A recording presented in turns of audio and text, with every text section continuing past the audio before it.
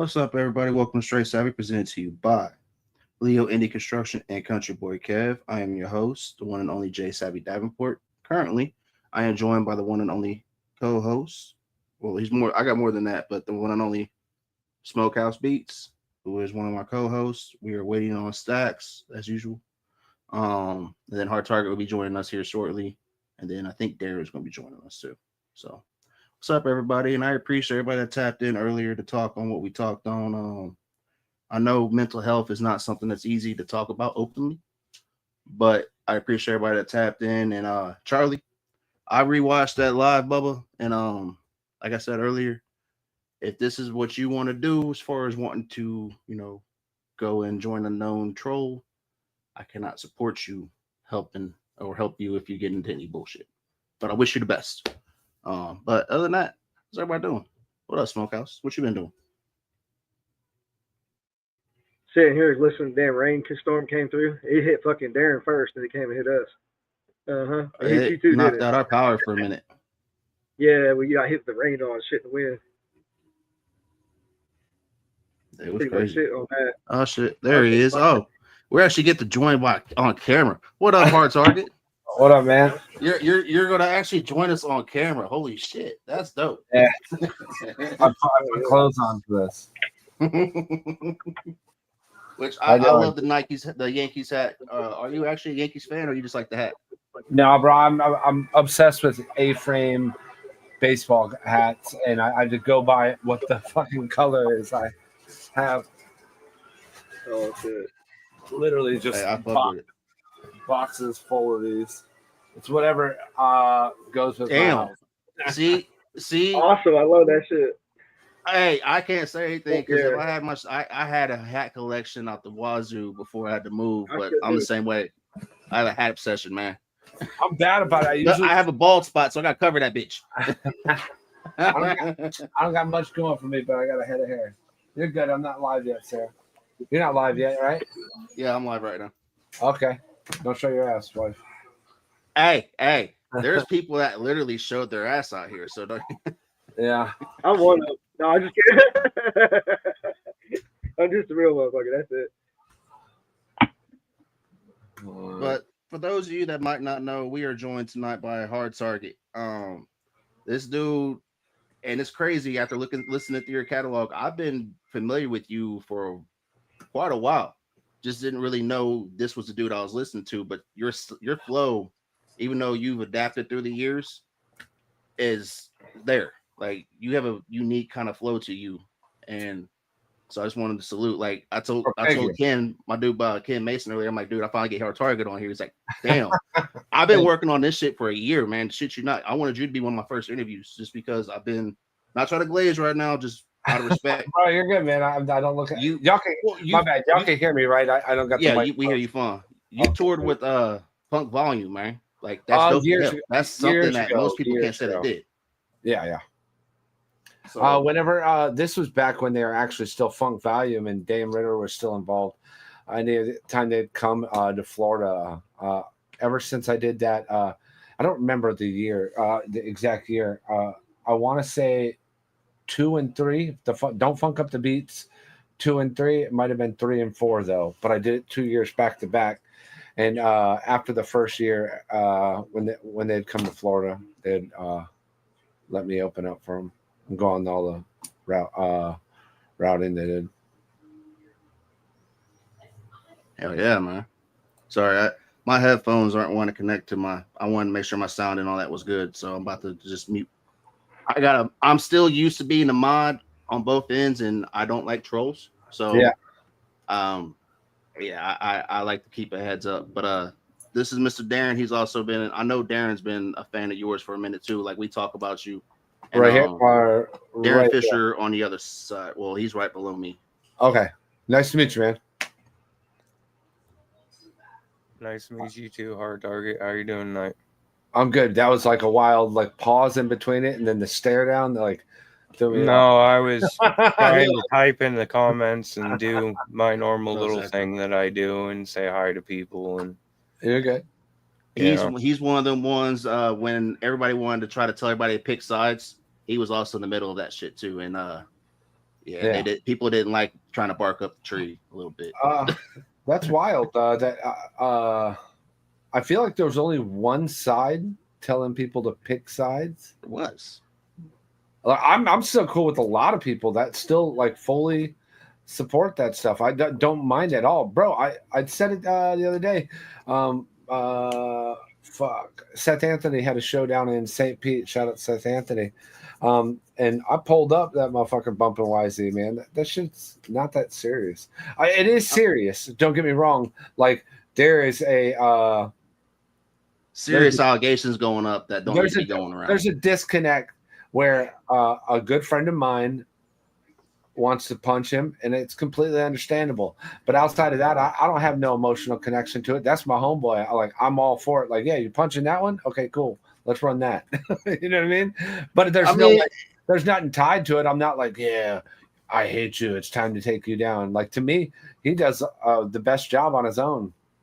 Bro, the most damage that's happened to that dude has been on his own doing. And you really didn't get involved per se until all the rappers got called out.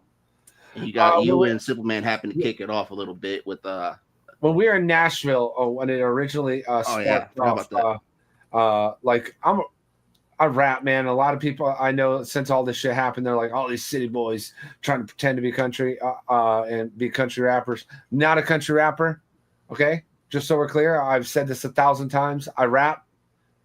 That's it. There's no point where I'm going to try to out-farm you. You win. You could out-hunt me, out-fish me, all that. I rap. Okay? But with that being said, like these, when that shit happened, it's like, you guys are all trying to take me down. I know you are because you got to stop me because you want to take it mainstream or whatever the angle he said we had, which none of it was like, no one was thinking about this guy. He's like, I'll take you all on. Come on, motherfucker. And I'm like, yeah. Let's do that. I'm like, we could do that because this is a perfect reason to show you aren't what you think you are, which clearly I think the world saw. But I was never like until Adam actually was like, man, just let it be. Fuck that dude. He's just going through menopause or whatever. And he ended up Adams finally had enough. He dissed him, and that's when old Hosier came back for his reconciliation after 8 years. It's crazy as hell, like watching how this shit's played out, because I've been familiar with everybody from the Vine days, like when they first popped up on Wild Vicky, because nobody else was talking shit about her. Everybody was praising her, but Adam and Ryan were dissing the holy dog shit out of her, and it was hilarious. And I wrote an article about why Ryan and Ryan isn't with Cliffy D and Kid anymore. And dude, I got so much shit for it. And this is before anybody knew me. I just wrote an article that my editor did an interview on, and I just wrote the article. Yeah, bro, how dare I say anything? And I was a fucking nobody.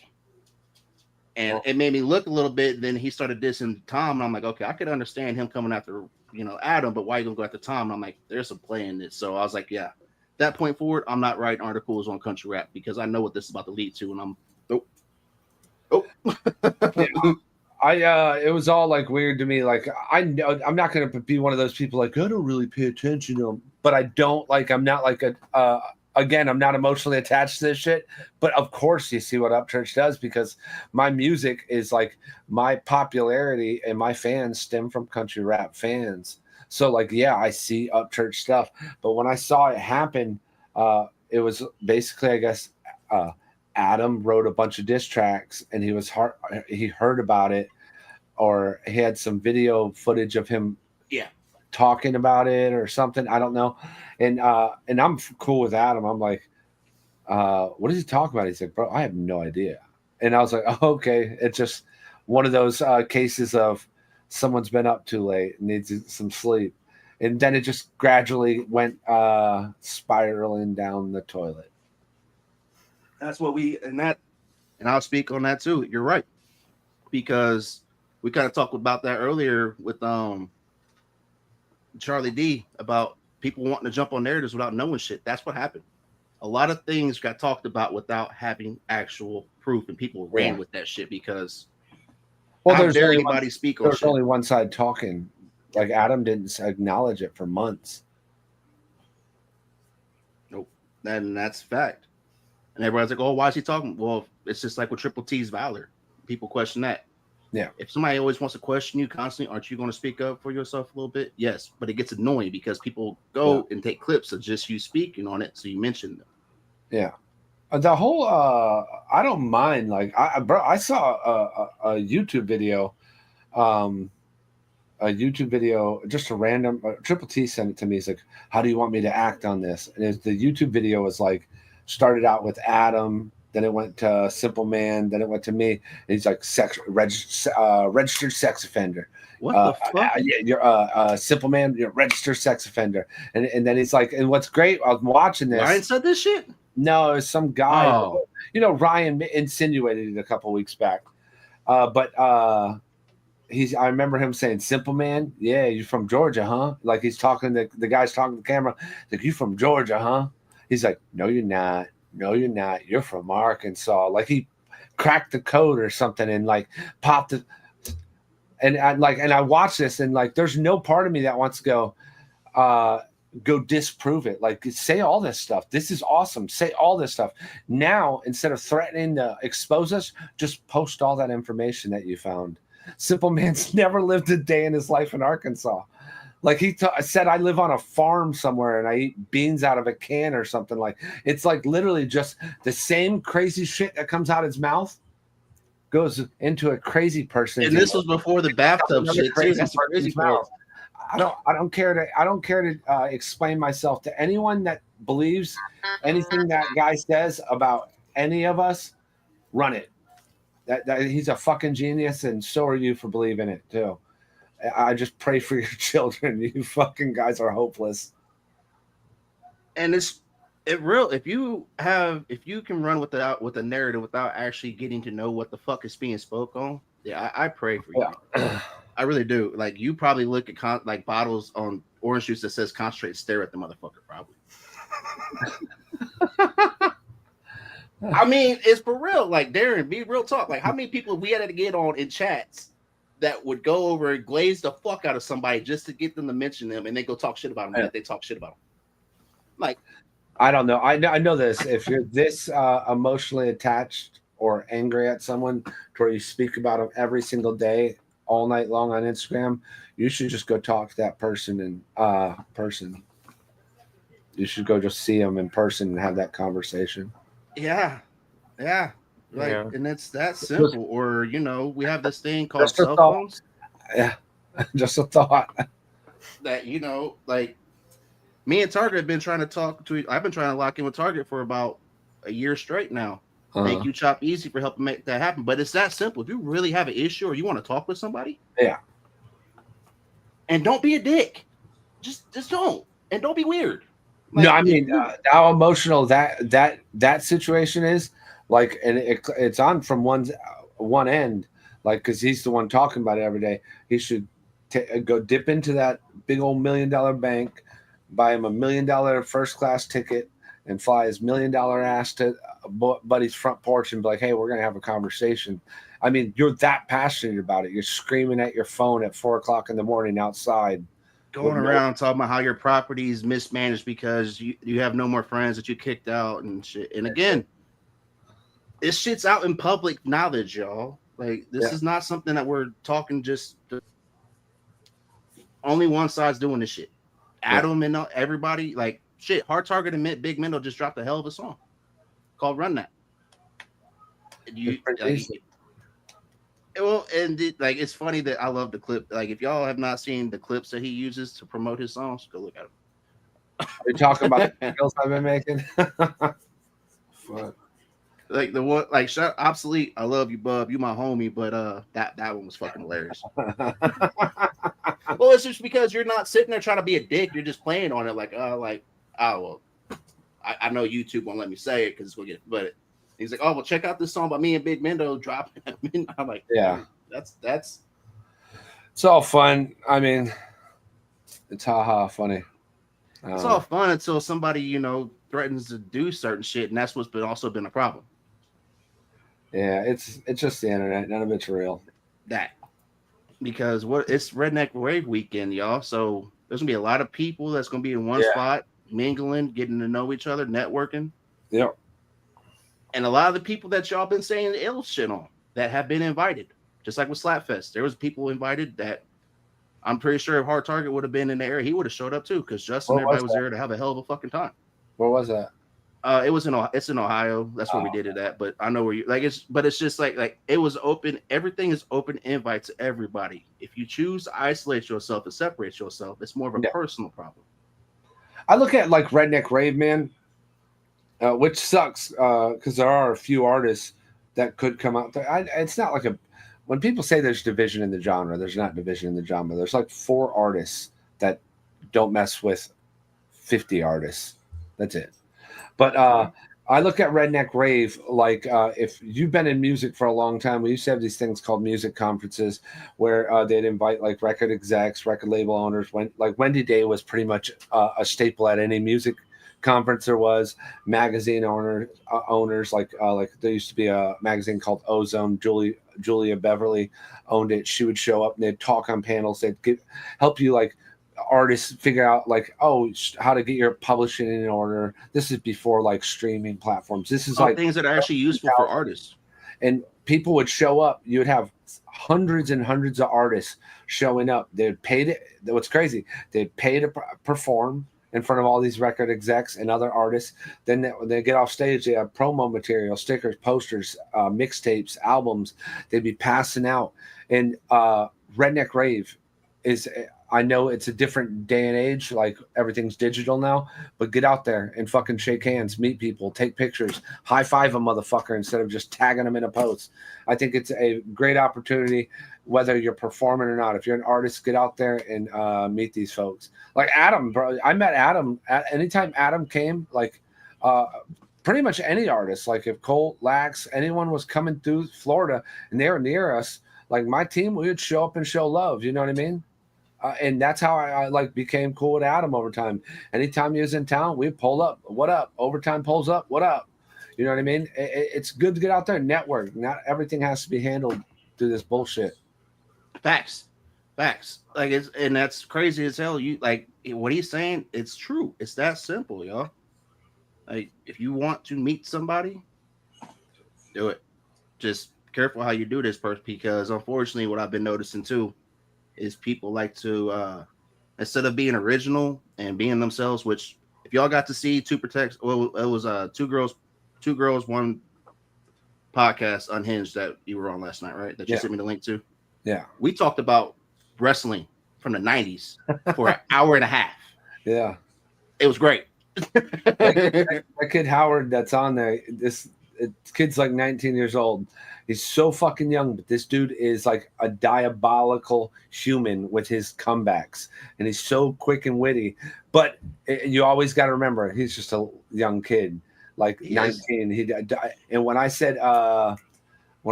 Big John Stud, I was rapping like a Method Man line. He's like, "Yo, Big John Stud." I was like, "Wait, how the fuck do you know who Big John Stud is? Like, you're 19 years old. That's not a thing." And he's like, "Oh yeah, he looks like that." And he like made a comparison. I was like, "Oh wow, he does know who." And then he started talking about it. I was like, "Oh wow, this motherfucker." Well, I think it's awesome, man. Like when these younger cats go back and appreciate the shit from our days and shit like that. Fuck, I'm old. Well, not like you're speaking facts. Like wrestling back in the late 90s Attitude Era, Monday Night Wars was the best.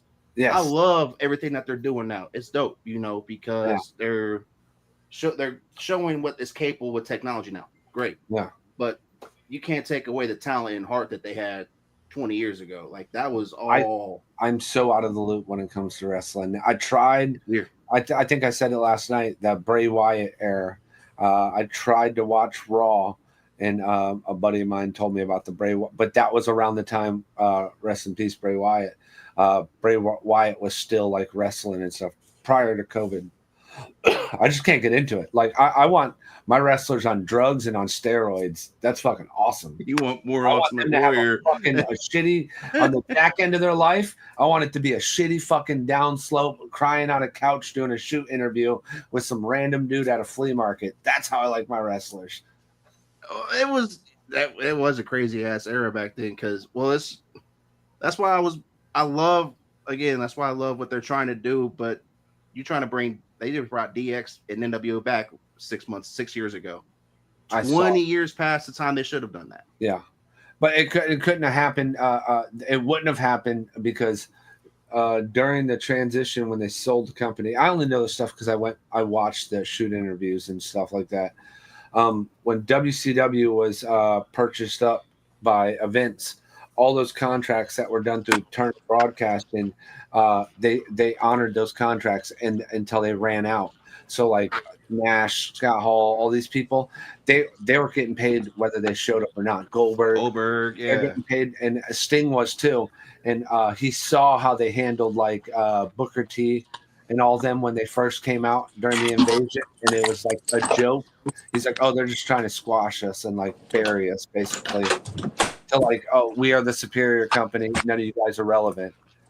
Well, they went from having, I remember because I was watching WCW during that time. They went from having Shane Helms being the best cruiserweight on the world to making him a superhero gimmick. When that dude was talented as hell, it's just he didn't like being told what to do. Yeah, but let's be real. Let's play double-edged sword on that. Shane Helms, I wouldn't even know existed outside of the Hurricane. I know who he is. His name's Shane Helms, but that gimmick he was doing in WCW wasn't over as much as the Hurricane bullshit. That's just like with Lance Storm too. Lance Storm did this. He had what was it? Towards the end of WCW, he had 5 titles, and then it comes to WWE and becomes a joke.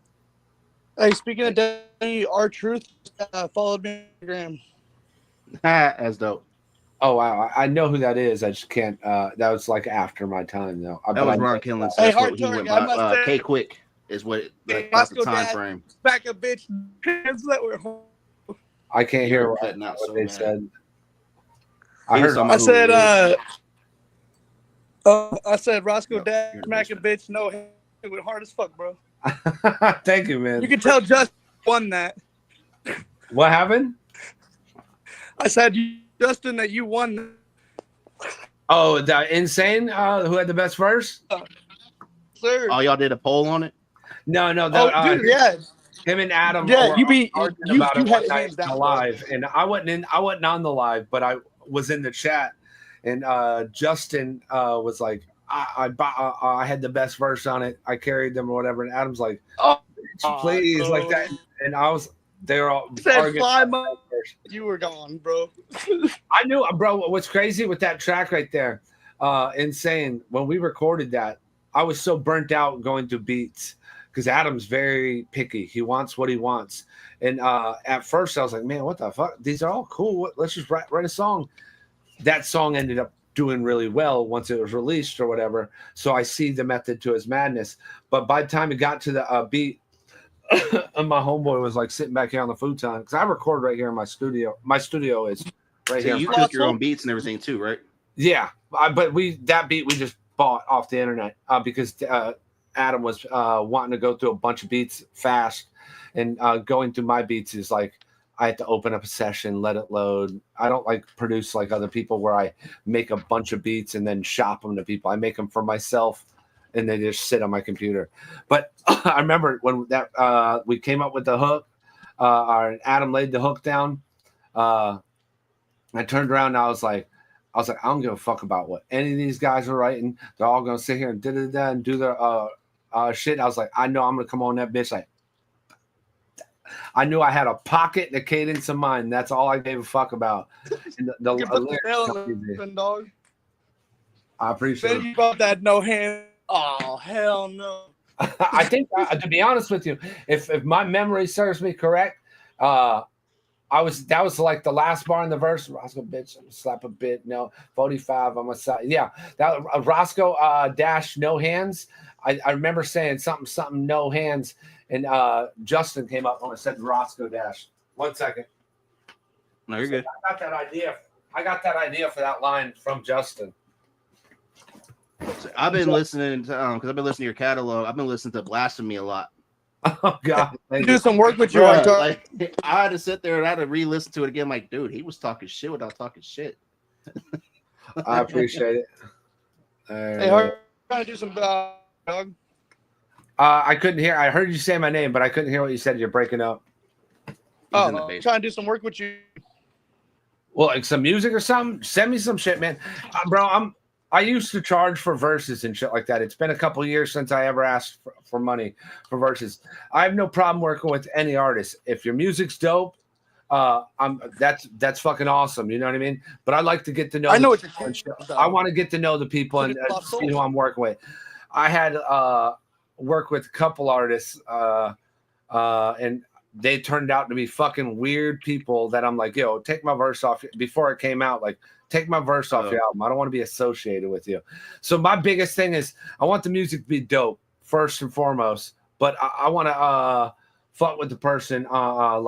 Like I want to get to know the people and shit like that. I don't want to just do a song because at the end of the day, man, I'm not asking for nothing from it. You don't got to give me a split. You don't got to do anything. Just put the song out. If I got it within my means to do it and got the time, I'm down to do it. You know what I mean? I'm not like the biggest artist in the world, but I love to help out because people have helped me out. Dad, I need batteries. Oh, you're gonna have to wait a second, okay, buddy? Shoot me your email or whatever. I messaged you on Facebook, but you have an AI thing, so I don't ever check that. Hey, listen, boy, come here. Go in there and get Aunt Ashley. Yeah, I've been hitting him up for about a year straight, and yeah, he doesn't really ever check his Facebook. I get it. I don't have my Instagram. I don't check it at all. Like I could honestly say, I probably open that message shit maybe once every 6 months. Go get your Aunt Ashley. Tell her to go on top of Daddy's gun safe, and there's batteries in there. Are you country enough to have batteries on top of your gun safe? No, you're not. It just so happened the batteries that he wants are always they're on top. They're not in it. Way to reach you. What's that? So what's the best way to? What's the best way to reach you? Postcard. No, IG. That's what I told you, dude. Like, if you watch his reels and shit, it's fucking hilarious because he says it just like that. He'll say it like just like you smart ass does, Smokehouse. Which the homie Smokehouse right here, he's also a producer coming up and an artist too. So that's what he was wanting to. Smokehouse, do you have any questions you would like to ask him since you always want to sit there and stare at everybody? Hey, I'm listening. Hey, I'm soaking up knowledge, man. Anything comes out their mouth, I'm soaking it up. Oh, what do you produce on? Different kinds of music, man. I do country, rap, hip hop, you name it. What DAW? My bad. What DAW? What program? Oh, I'm using right now. Using Soundtrack. Y'all give me 1 second. This boy will not leave me alone. You're good. Hey, bud. FL and Pro That might be.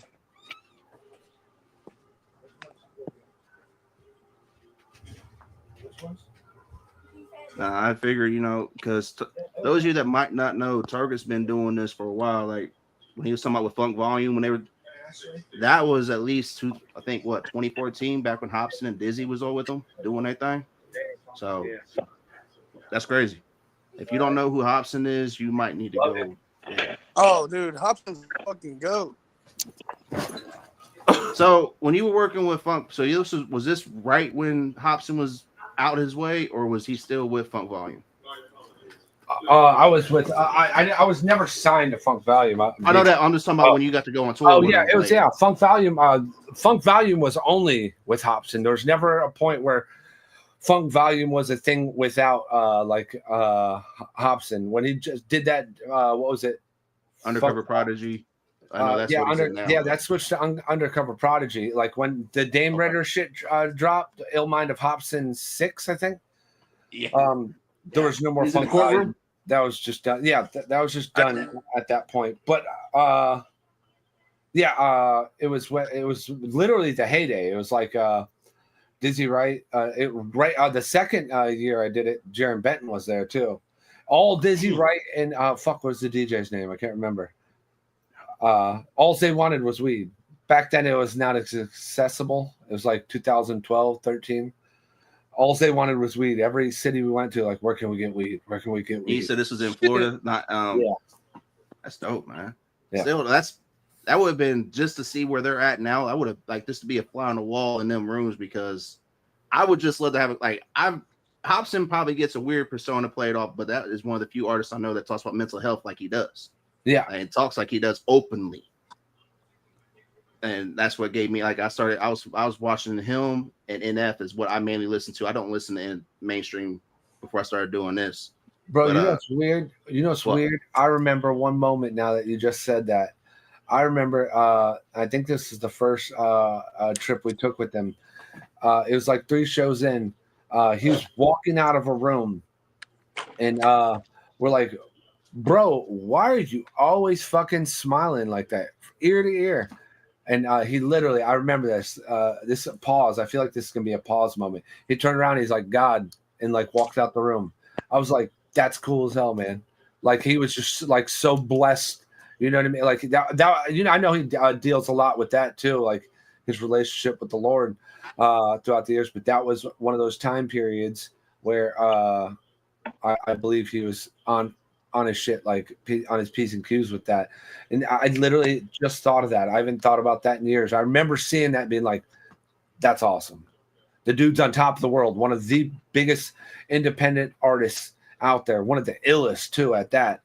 A lot of people don't realize this.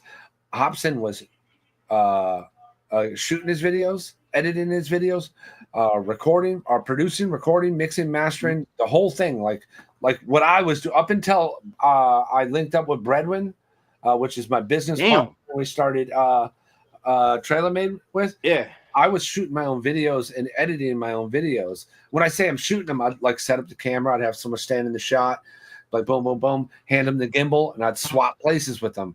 But I'd bring the footage home. I'd edit it, color correct it, the whole 9. And I got that from watching artists like Hobson. They were doing that shit before, like they had money to go, okay, I'm gonna disperse some of this energy somewhere else so other people could I could focus on other shit.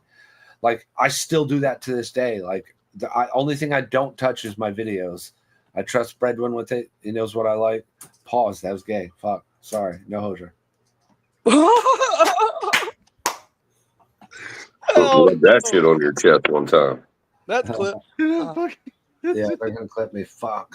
But for real, it's like just what you said about, because Hobson was doing this when it was not cool. You need to get a deal. Yeah. You need to do this. Hobson said, "Fuck no." Yeah, that was around the time too. That was still like around that, like when Raw dropped. It was like 2009 or 8, and the labels, artists were still striving to get label deals and stuff. That was when Two Dope Boys, all those. Remember blogs? If you got posted on like Two Dope Boys, that was like being on World Star. It was that's how Mac Miller, Wiz Khalifa, MGK were like. You talking about World Star back, because when people mention World Star now, they think of the fights. Like my met MGK my sponsor Donnie. I've toured with business partner Donnie. He came from World Star back when they used to do battle raps. So it's just crazy seeing society. It's like we were talking about wrestling last night. It's not just wrestling. It's like most people you mention MTV or VH1 now, they're like, oh, they played music. At one point in time, that's all they did all day long. I haven't seen. I haven't turned on them. I don't have cable. We have like. I don't even know. Is MTV still a channel? Yeah, that's. I remember Spring Break was always a dope time because we found out all the new music was dropping. Spring Break. Yeah, I don't know. So let's see. You did that. Let's talk about Taylor Made real quick. You mentioned Bredwin a little bit. Let's go ahead and go down a little. So we mentioned him doing Funk Volume, y'all, and y'all have seen most of the things recently because of all the bullshit. But literally talk, this dude, there's a path down this dude's done. And I'm not just saying it to Glaze because he's on here, but real talk, like that's not something that you just do. You go from being on tour with Funk Volume to now being associated with who he's associated with in the country rap scene. Yeah. Plus, beyond that, like, dude, you have a couple of songs with Crucifix. That's dope as hell. Like, Crucifix is one of my favorite artists. I met Crucifix before I met the Lax. I met Crucifix before I knew. I met Crucifix before I knew what country rap was. It was like 2013. It was even. It was maybe right after the Funk Volume stuff because I was working with a management company called Blackout, and I got like 2 or 3 shows with Bubba Sparks. And that was around the time Crucifix and Bubba Sparks dropped a song called Splinter. Really good song, great video, incredible video. And I met him out there, and later on down the road when I got introduced to country rap, Simple Man used to be the rival football team for Clay Sharp of the Lax when they were in high school, and they came up everyone rapping da da da. Well, Simple Man went this way, the Lax went this way. The Lax, yeah, praise the Lord, they got success that they've been blessed with, and one day we're booking some shows in South Georgia. He's like, we're going to go to a mud park. I'm like, what is that? And this is like 2015. He's like, a mud park. Like, the people go out and ride side by sides and shit. I was like, all right. We pull up to it. And I remember they're like, it's like $40, $50 at the gate. I'm like, I'm not paying to go in there and sweat and shit. What are you talking about? We ended up getting Lax came up to the front with 4-wheeler, like, yo, let them in. Hung out with them. Like, immediately, like that, they're like, we love y'all shit. We love y'all style. Like, and this is where I'm introduced to country rap, like the Georgia Boys, Moonshine Bandits, Colt Forwards. Like, and I've seen some of these artists prior to this, but I didn't know this was like a genre. And I was already making my shit. Like, I've always done it since like 2003 or 4 was my first album. I always did like country shit in my albums. Like, I had a song on there called Raised in a Trailer. My next album was called Back to the Trailer. Like, I always did like country shit in my thing, but in my music, but it's hip hop. You know what I mean? And Clay and them right out the gate were like, I like y'all. Cause at the time, country rap was kind of one way. Everyone kind of did the same stuff. Like, they saw it work with the Lax, Georgia Boys, or Moxon Creek, and everyone, all the new guys were just copying that. And Clay was like, y'all are like those dickheads from the trailer park down the road that are always lighting shit on fire. And we're like, okay. They took us on the road, met Crucifix. It became a good friend with Crucifix. I toured with him probably two or three go arounds to the United States. So did you actually get the tour with UGA or just Crucifix? With who? Underground Avengers? Buckshot? No, I didn't. I never got to tour with them. I'm good friends with Buckshot, though. I've been on his album, I think twice now. I've been on 2 different projects. Yeah, me and Buckshot, that motherfucker, because I like collection, like old 80s action figures, 90s action figures and shit. Yeah. He has a whole warehouse and a half full of fucking, like, I watched a couple of them. Like, He's crazy. He was the first one I got linked in before I met Justin and everybody, dude. Like, I love Buckshot. Like, that dude is different. Remember, I fucking can't remember. It wasn't Starscream. It was a Transformer, but it was the gigantic one from like Transformers 2. But it was the old one. He's like, what's your address? And he sent me it. It was this gigantic, I think it was Jetfire. Gigantic Transformer, bro. I was like, you know, the way of a woman's heart. Like, I was just jealous of all the Star Wars stuff he kept pulling out. I'm like, dude, like, I could live in your warehouse. I was never a fan of Star Wars. Really? I just watched all of them, like even the first ones, like maybe 6 years ago. Right when like all the new ones were dropping, I went and watched them all like in chronological order. I was a fan as a kid of the first ones and stuff, but you know, I'm not really a fan of it. I've watched them all, but I'm not a fan. It's kind of like I'm the only Star Wars nerd up here. Then that's fine. I like Ninja Turtles, Transformers. Hey. So you're okay. You're a fan. So what do you think of the new Ninja Turtles? What is your opinion on that? That movie?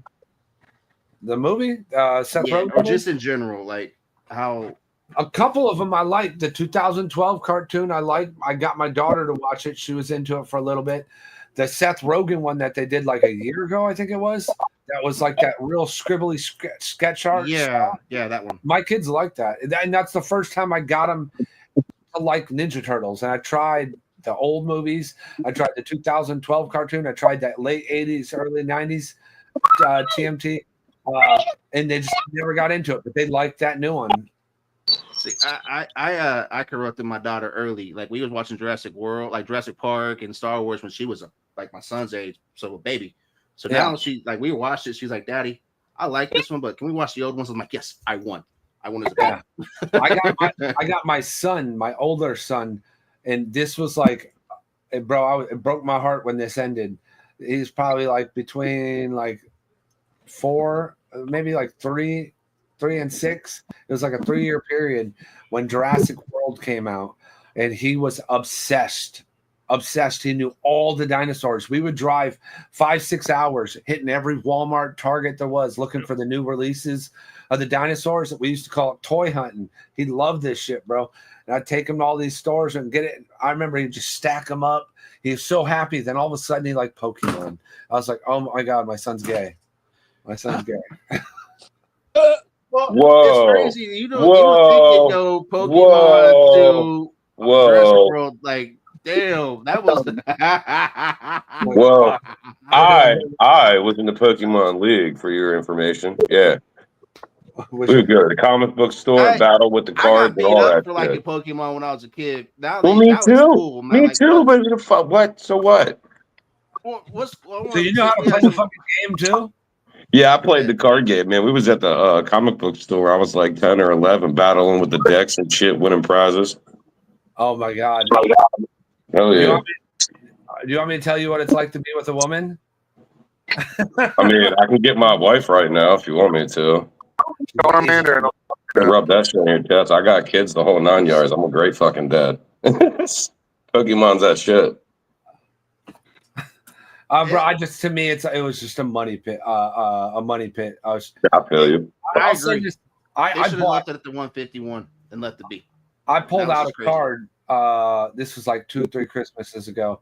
It was the Pikachu, the main guy, and I looked at it and I was like, this card looks like it's something. And I went and that card website where you get the value. It was like a $950 card. That's one of the cards I took away right then and there and put up, so later on he could do whatever he wants, like sell it or whatever. Smart move. I don't know which exact one it was. I just know when I looked it up from that like series in that particular card, it was like a $950 to like $1,100 card. Like what you're mentioning, like you were talking about Buckshot, like them figurines and all of the stuff that we got as kids now is worth money. If you still have any of that, cards, all that shit. Yeah. People will jump you over the damn cards now if they catch you slipping. Like shit, you not this crazy as hell. Any of them old card games. Cool. But now it's always acceptable. Just like I said earlier, it's Men's Mental Health Month, but it's also something else. But if you speak on the other thing and say, well, what about the men's mental health? I'm a bad guy. Yeah. I'm a bad guy. I love, like, today I was going to get a jump drive to put my music on for the rave. And right around that area in Walmart, they sell like the adult toys. That sounded gay. Pause. Wow. But like the cool, like Michael Myers and the Todd McFarlane shit. Yeah. And, I still love going through there and looking at them. Like they got Ninja Turtles has got this new comic book. It's not new. But it's been like in the past like 5 years called The Last Ronin. Has anyone heard of that? It's supposed to be. Is it? Okay. I wonder if it's gonna be Raphael like it's supposed to be in the comics or not. No, it's Michelangelo. Spoiler. Ooh. But bro, I kept seeing these toys and I'm like, what the fuck is this? And then I heard they're doing a new Ninja Turtle movie and it's supposed to be based like a live action one based on The Last Ronin. And I'm like, man, that's gay. It should be the old Ninja Turtles. Bro, I went and watched a YouTube video going through those 5 comics, The Last Ronin. This shit is going to be, if they make it anywhere as cool as the comics, it's going to be legendary. This shit is so fucking dark, bro. It is not Ninja Turtles at all. Like right out the gate, Raphael gets a fucking blade shoved right through his fucking dome, like through his underjaw, through his dome. Donatello gets his shell blown off. Like they get fucking bodied in this comic book. But it's just a good story though. It almost reminds you of like that sounds like Sin City used to be. What is it? What is the damn Keanu Reeves? I'm so dumb. Constantine? No, the one that they had 4 of them. John Wick. It's almost like feels like a John Wick but samurai. Damn. They've got a movie that came from the John Wick era that's out in theaters right now called Ballerina. Ballerina, yeah. The actor, I can't remember her name, but I love her. But I watched the trailer on that. Shit looks badass. Yeah. John Wick, the John Wick movies are hands down the best action movies they've made in the past like 25 years. I don't care. Fuck Fast and the Furious, all that shit. John Wick is fire. No, that's not really for sure. That's not really Adam. This is what we do with trolls on this page. We don't even fucking entertain it. Bye, fake Adam. Was somebody say something? It was I thought it was Adam at first, and I had to go check the chat. It said, Jay, did you send it mentioned Target's first name. It said, did you send Jay the help from bots? He has 9 viewers. This is a private chat, right? It was Picker, bitch.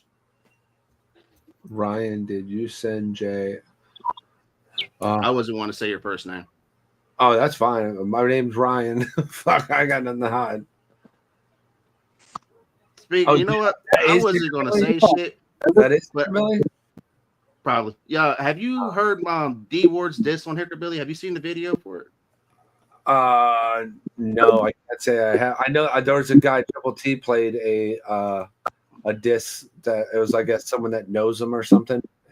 Yeah, it was my Is that the same guy? My business partner and big bro, Donnie Ward, the guy I was talking about earlier that was on World Star. He used to be a battle rapper, and then might be. I'll play Hey Homie after that. But because of that shit, let me I want to play this real quick for Mr. Target. Let's see. Was that Adam?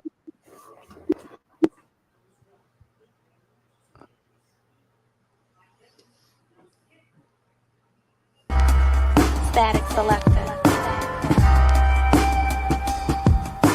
Back in elementary, his favorite grade was probably 3rd. Couldn't wait to hear the teacher say the words. Okay, class, today we're reading To Kill a Mockingbird. Looks on the kids' faces so gracious. Before she could say it, they had their books open, staring at pages 82 to 85, sitting bright-eyed. Caleb jumped up, excited, like, can I please try it? Come on, teacher, please. I stayed up all night to recite it. After school, ran home to his mom so joyful. Said his friends are coming over, they're playing Tom Sawyer. And since he's the cool kid, he'll be his fave Huckleberry Finn. Know the type you hear in their voice when they say it. Been practicing their whole life just for the day to relay it. Well, that boy from Palmer about to see some karma. Probably make some claims like he knows some black dudes with a ratio of 21 in school. Of course you knew those too. He white trashy, not the real type though, he nasty. Probably stayed up all night, dreamed about fucking Ashley. Jealous bitch, stay crying inside. Broke bitch got mommy buying him rides, cause he wrecked when he leaves the redneck Raven he drives. Probably gonna get mad that I damage his pride. Probably gonna catch a domestic when he jump off his live. Go grab your noose next to your hood and your gown. Climb a tree, tie that bitch and jump down. Dangling to your legs, stop shaking around. Oh, deadbeat dad, leave his kids with a frown. Kids in school all day, he's on live all night.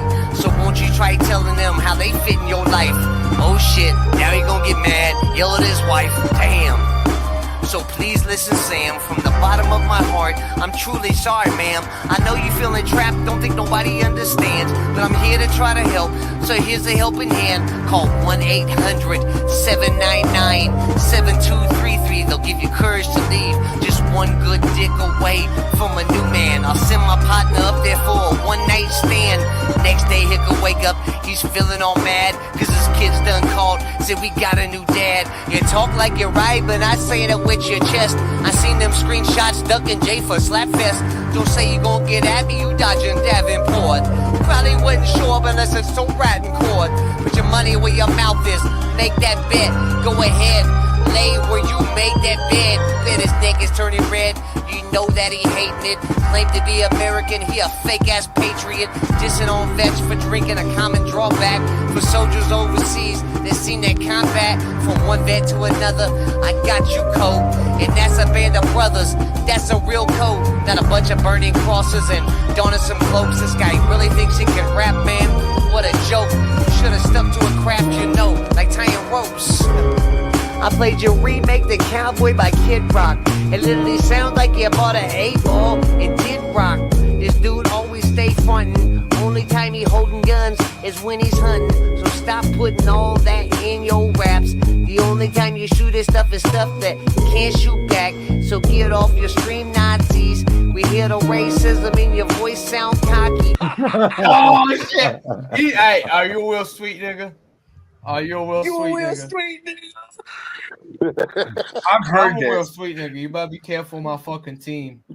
And not pour out on a good ass day. Probably gonna get mad and run and block me, but that'll never stop me. I'ma fight to the finish like Apollo and Rocky. You Sanchez, I'm Ken. You Riley, then I'm Holmes, putting shots to your chin. G golly, Wally, Holly, taking the win.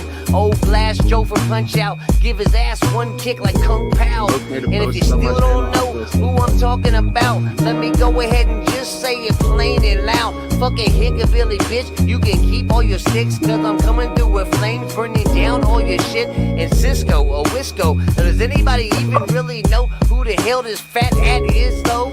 Y'all should've went inside a church to pray instead of calling daddy church for praise. All you do is sit on the internet and troll for days. I'll put your face bloodied on a shirt, sell merch for days. And when people make flyers, you can't even pay. And that's an odd job to rob something digital. See, by no means do you ever get physical, unless it's the whole Ryan nuts and you cough. Cause just like a nutsack, you soft. And you can't hold me back. I know you're feeling regretful. I keep coming back. They be calling me Deadpool. And when you rap, you make me bored to death. Cause 1v1, you scoring less. You couldn't move shit, even if your truck was loaded down with about 100 poured or less. And I'm as sure as it gets. Check the method and I'm Lord Finesse. OG status like a war-torn vet. I'll put you in my crosshairs. Headshot, worthless vest. Make you my bitch like you wore a dress. He wanted a war, I guess. He didn't know I would step, cause this broke boy can't even afford to dress or step in places that I'm more than that. And I'm still so much more than that. And this is more than rap. This is life, isn't a culture, not something that you ever gonna flourish at. And I'm sure of that. So please leave it alone, cause we don't wanna hear no more of that. Hickabilly bitch, gon' get found off in the ditch on some racist talking trolling cause he wanna run his lips. Hickabilly bitch, and he know that he a bitch cause he never standing on no grown man shit. Hickabilly bitch, gon' get found off in the ditch on some racist talking trolling cause he wanna run his lips. Hickabilly bitch, and he know that he a bitch cause he never standing on no grown man shit. See, I wasn't gonna play that song. I was gonna play some other shit, but since y'all want to use, fake accounts and troll motherfuckers, I figured why not? I heard that. That's the one I heard to Triple T's shit. Yeah, nah. That's your homeboy or something? Yes, sir.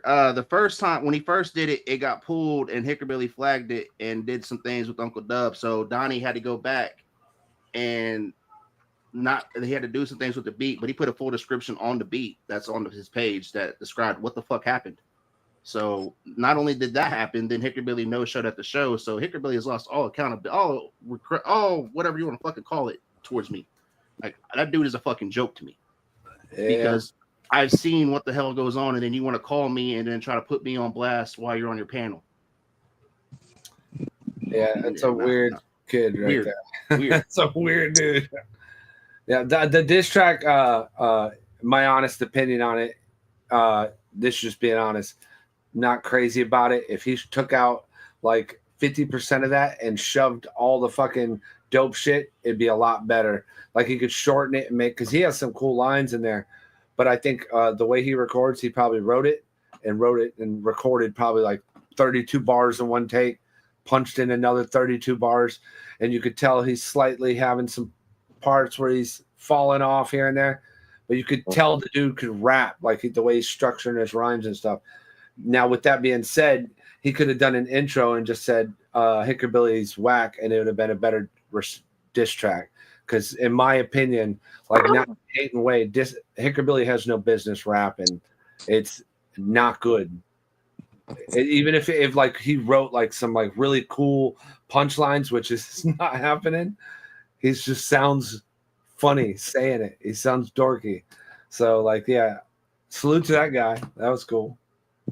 But I feel like everything he spoke on, there's receipts on the shit. And that's why he wanted to speak on without speaking. I feel like there's a personal attachment to it. I remember the Section 8 comment is what pissed him off because he grew up on Section 8. That's what pissed him off. Oh, when the guy made a Section 8 comment towards me, he kind of took offense to that because he's now owns his own business and he's sponsoring Slapfest again, and Okay, that's Tom cool. TJ knows who Donnie is. Like, so he kind of took offense to that, and it wasn't a color thing; it was just a respect thing because there's certain things you joke about in Section 8 and welfare. Not Yeah. I think it'd be a cool diss, man. It's just too long for me. If it How was, come nobody told me Hickerbilly's out here dropping M-bombs like it's nobody's business? What the fuck? Oh yeah, I told you were fine staying out of the loop, bro. You were good. You should have stayed. Yes, yeah, it's been crazy. It has been fucking stupid. Yeah, bro. I stepped back. Like, I hopped up off the table like a year and a half ago. Like, yeah, fuck all this drama. I'm gonna go make some music. Yeah, I said if anybody talks to Hicker, bitch, tell him he needs to pay for his graphics. Get on here and say the N-bomb and all that shit, like you tough and you all about that life, and you can't even show up at a fucking show to perform because you're scared somebody's gonna slap you in your mouth. Cody Lane showed up. I give Cody showed up. Hey man, salute Cody Lane. Yeah, like that dude showed up. So why couldn't you show up? That's it is. I don't think that was ever intended. People that talk like that and that they do that on a nightly basis, they're not doing that. It's the internet, bro. It's just they get too comfortable on this shit, man. And I stand on business. I stand for mine. You got my sex skin. It's just a dorky thing. It sounds cool, I guess. But hey, man, shout out to you, bro. I don't fucking know, man. I'm like, the world I'm living in, I'm like, wait, who told y'all should be making music? Like, I'm not even mad at you for doing it. In my head, I'm like, I want to meet the 4 people that were like, good job, bro. So I could be like, what is your problem? Don't egg them on. Tell them to get a normal job. Like, bro, your friends are liars. Yeah. What I say, those people that say that shit's dope, those are not your friends. I'm your friend. That shit sucks. Stop. You said it great last night. I think it was last night. It was either in Triple T's or Chops. But when people were giving you plays, they gave it on my. No, they were getting on me about glazing to you, and it was like, well, I heard the music that y'all like, so your opinions aren't that highly. Yeah, rated. bro. I'm like, damn. When these motherfuckers, especially that group, the group of rappers right there, like I literally watch all of you guys sing Hickerbilly shit. Everyone on that panel that sings those lyrics, when you say I'm whack, just keep in mind, you sing along to Hickerbilly shit. Like, your opinion holds no merit. How do you know the lyrics to this trash? Like, in your head, when you're like, Target, you suck. I saw you sing these words. This sucks. This really sucks. So your opinion is no longer allowed to be brought to the table.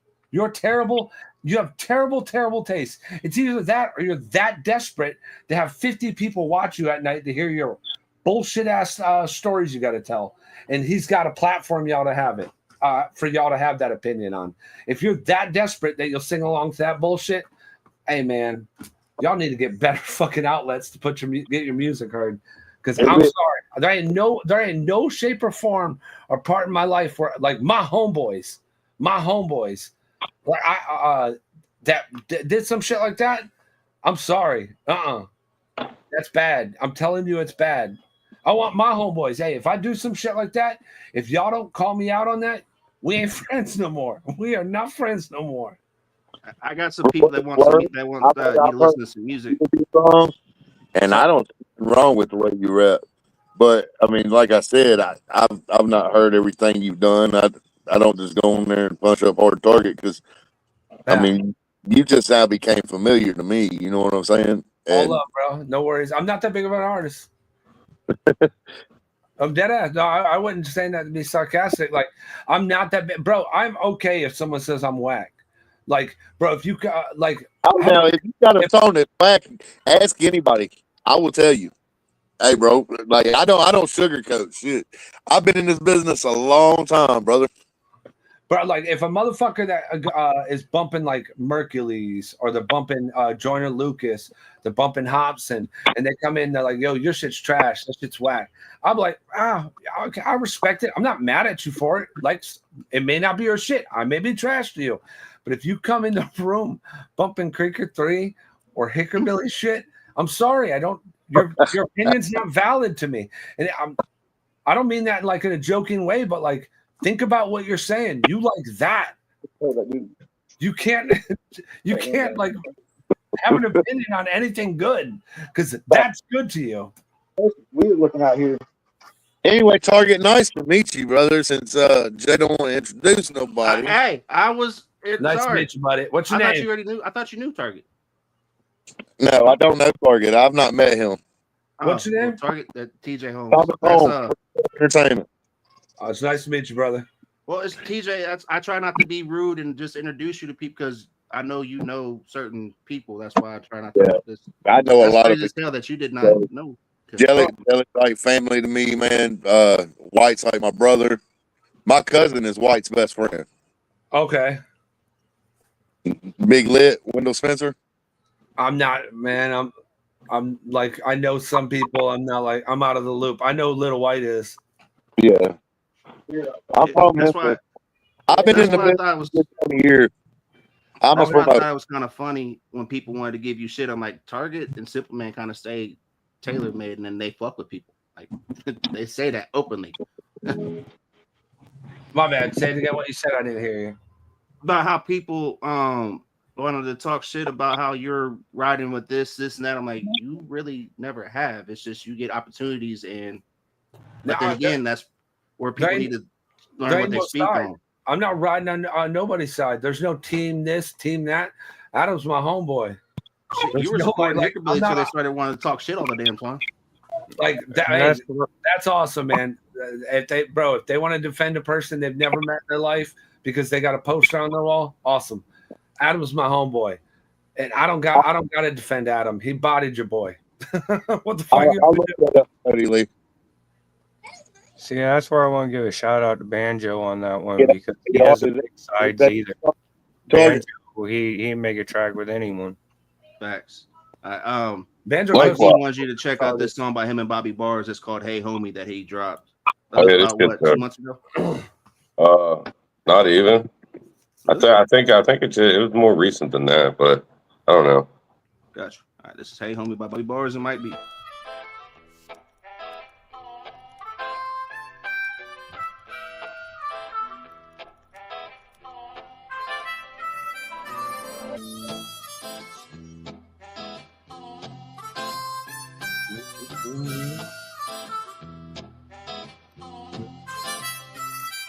Sticky buns in the wrap when I wake up. Whole pot of coffee on the counter, 2 place cups. Bunny love on the laptop, about to lace something. Girl, you know you look real good with no makeup. Whole lot of time we invested. The bonds has been tested. Cut ties swimming up the creek.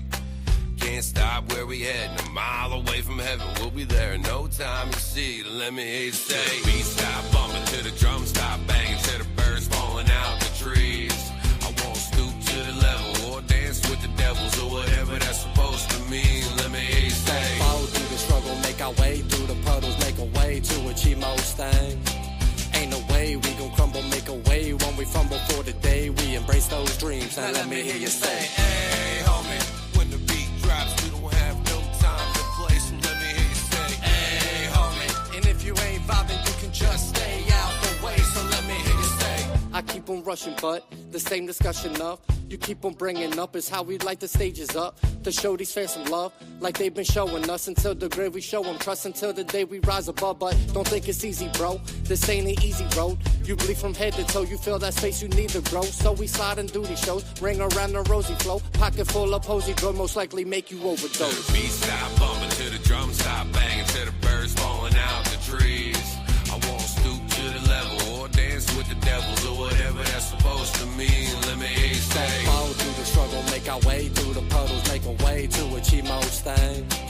Ain't no way we gon' crumble, make a way when we fumble for the day. We embrace those dreams. Now let me hear you say, hey, homie. When the beat drops, we don't have no time to play, so let me hear you say, hey, homie. And if you ain't vibing, you can just stay out the way, so let me hear you say.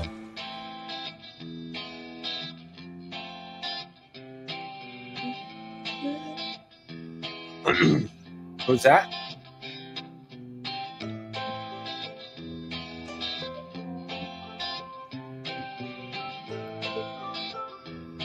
That was Mike B right there in the red. To the beat stop bumping, to the drum stop banging, to the bird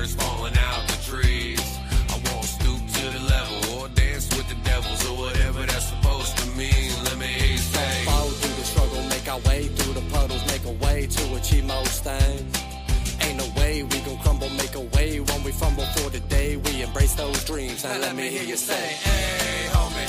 When the beat drops, we don't have no time to play, so let me hear you say, hey, homie. And if you ain't vibing, you can just stay out the way, so let me hear you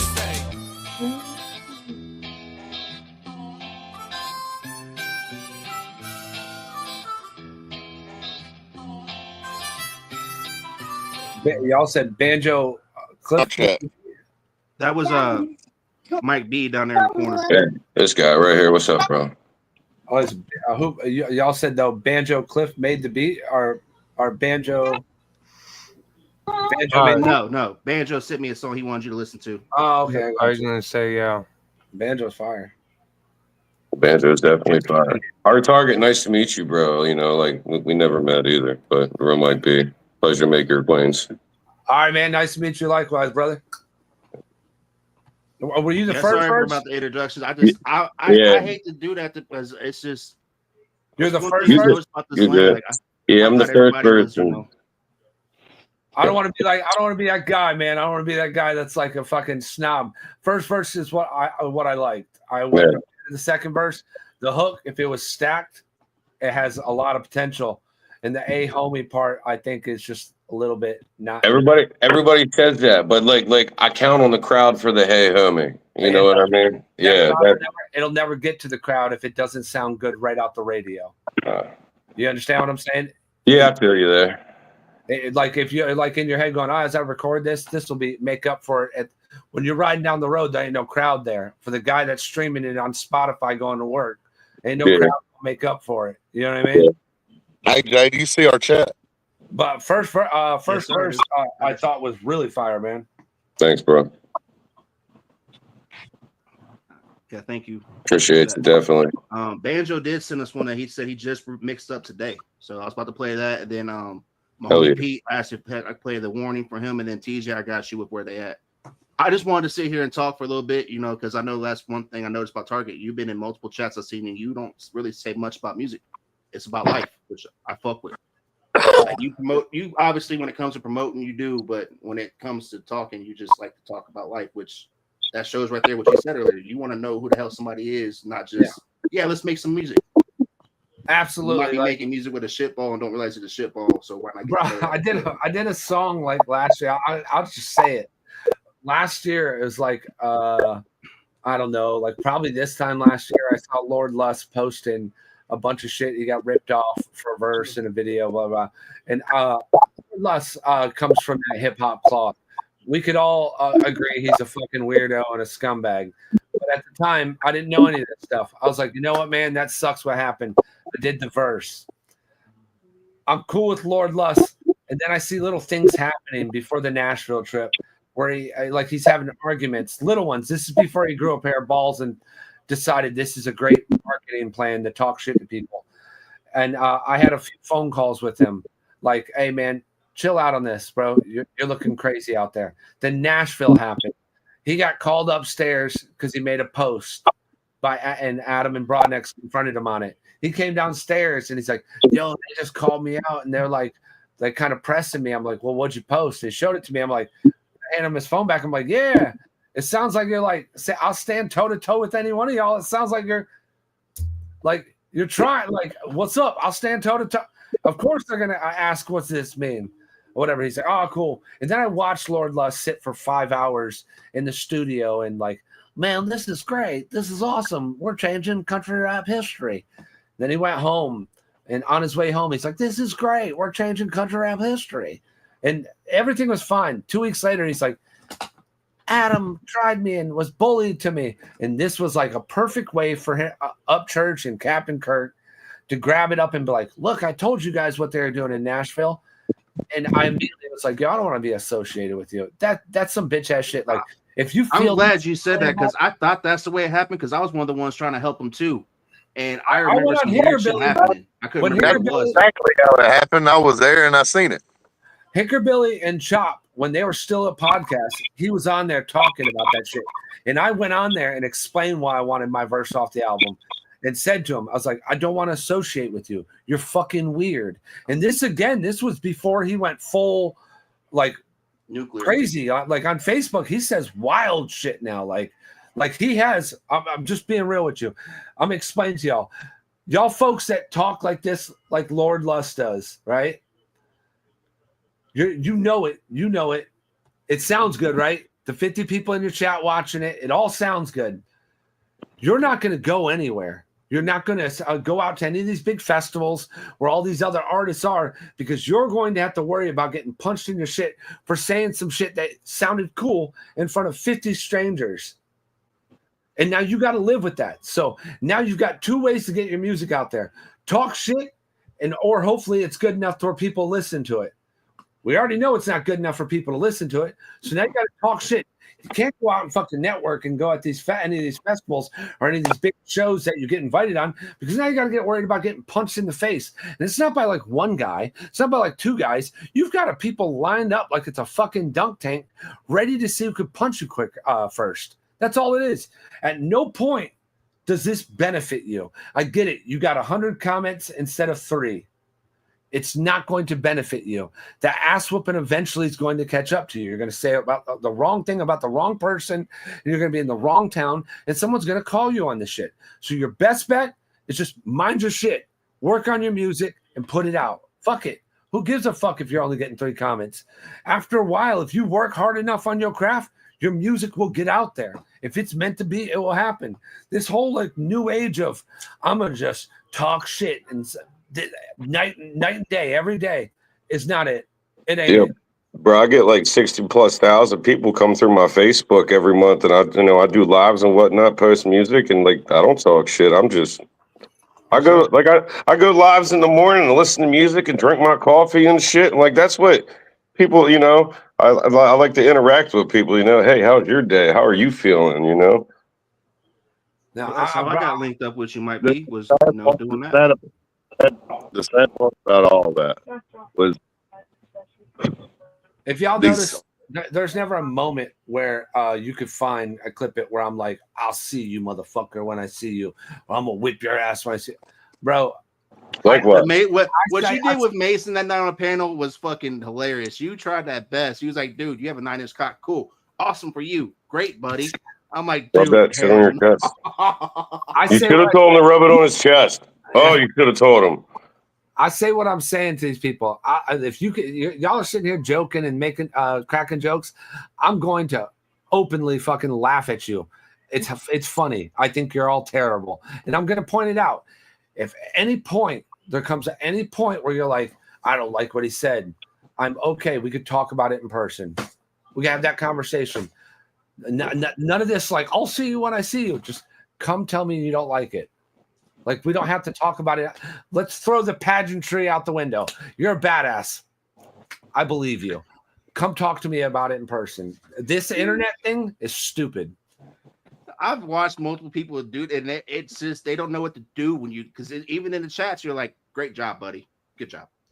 Bro, I'll tell you like this. Most of these motherfuckers, they reek of it. You can smell it through the fucking windows on your computer.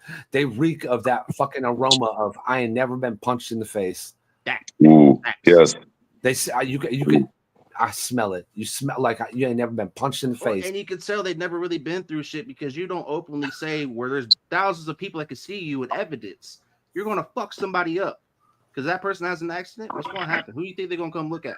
It's just a show, man. It's just a show. Hopefully it'll get them more streams, I guess. I don't fucking know. This is what happened to the old days where people are like, I don't like you, and they're like, I don't like you, and then they met up and they beat the shit out of each other, or they just stayed the fuck away from each other. Oh, fuck. Like it's so easy to just not pick up the phone and be like, look for drama.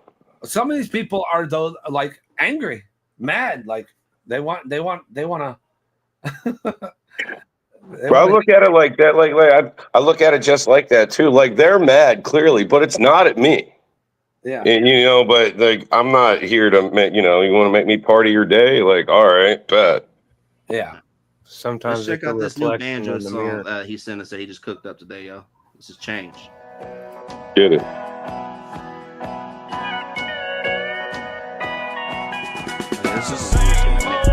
Yeah, they be talking, but I don't be letting it bother me.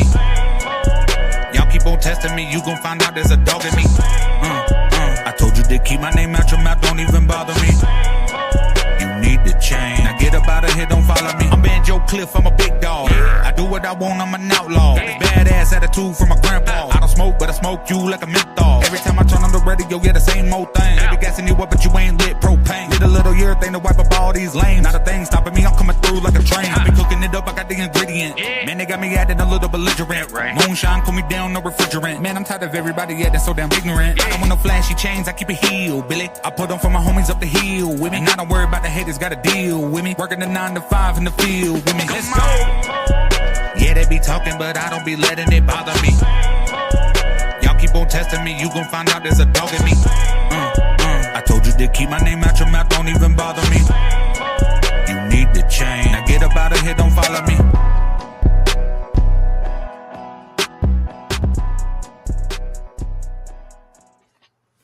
Bro, I don't know if y'all, but he produces all his own shit. Yes, when I'm going through 808s, banjo. I don't know what it is when I hear your beats. I dodge those 808 sounds like they're the fucking plague. I hate that distorted 808, but every fucking beat banjo does has that crazy fucking thump 808, and it's so fucking dope.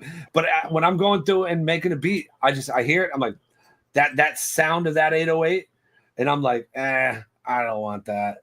And I go to something else that's a more cleaner. But I never get those fucking hard hitting 808s like he's got, man. His shit's sick, bro. I think that was dope. He was very talented, man. I'm surprised. I don't know how long he's been doing it, but I just heard him maybe like 3-4 months ago, and I don't think I've heard a bad song from him. Nah, Banjo's who convinced me to start doing podcasts. Oh, okay. Before that, I was just doing life talks and mental health things, and he was like, "Nah, dude, the way you network with people and how you are, why not do a podcast with me?" And he just got me to start noticing how dope he was, and he got to the point where he doesn't jump on as much as he used to. Like, that's how I met Darren. Banjo helped get me into promotion. I wasn't even going to be in promotion. I was just doing it just to help people, and Banjo talked me into doing promoting. So, oh, nice. Banjo taught me how to be a country rapper because I'm not. I just, I hear a beat and that's what I do. That's funny. I'm just kidding. He didn't teach me. Banjo is shit. Like, he's the shit though, bro. Like I said, I'm still waiting for that fucking feature. Like, we need to do it. Yeah, he's got a cool style. I've been on a few songs with people, but I'm not a big artist. It's like all the other artists that are putting in their lives, their work, and they work every day a 9 to 5 job and put in their hard-earned money into their craft. I'm a promoter. I want to help those that are doing that get to where they're going. I want to help them win. I want to help them network and open doors for them and help them meet people and connect them to people.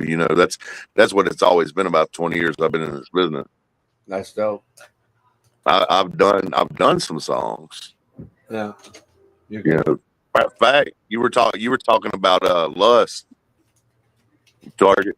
Yeah. It kind of reminds me, because my opinion of Lust is he reminds me of one other person that I actually know personally that did the same shit. Mm-hmm. And they're both, if they weren't talking shit, if they weren't being these fucking, I don't know what to call it, but if they weren't being the way they were, they're talented. They actually have dope music. Yeah. You know what I'm saying? But the other one, rapper at all, man. He says some weird shit sometimes, but he's not a bad rapper at all. At all. I'll tell you another person that reminds me of, and nobody fucks with him because of the crazy shit he does and the shit that he did with Adam Calhoun. Who's that? And that's Nash Villain. Nash Villain has talent. But Nash Villain wants to tell everybody he's the prince of Archangel Michael and all that, and then he pulls up on fucking Adam and shit. Me and him got into it over that the next day after him and Adam fought out there in Nashville. Yeah. Me and him got into it on the phone, and he tried to come at me sideways, and I told him, I'll beat the brakes off of you, so what's up? And I went to Nashville to meet up to fucking throw hands with him. I pulled up, and the motherfucker never showed. Yeah, he told me where to pull up, and he was never there. Yeah. So Marcotti, it's not Kansas Rebel, man. Marcotti kept begging me to get on a fucking song with him, and I hadn't recorded in fucking years, bro. Yeah. And on there, and my whole verse went straight after Nashville, and I fucking killed him on it. Oh, you dissed him on it? Yeah, bad. It's called Takeover. Play it. I'll spend my homie Pete I was gonna play this song by my homie Pete, and then I got you. Because I was gonna play Where They At, but I gotta go find Takeover. Yeah. Play Takeover because I want him to hear the diss. I got you. Because I went straight the fuck in on it.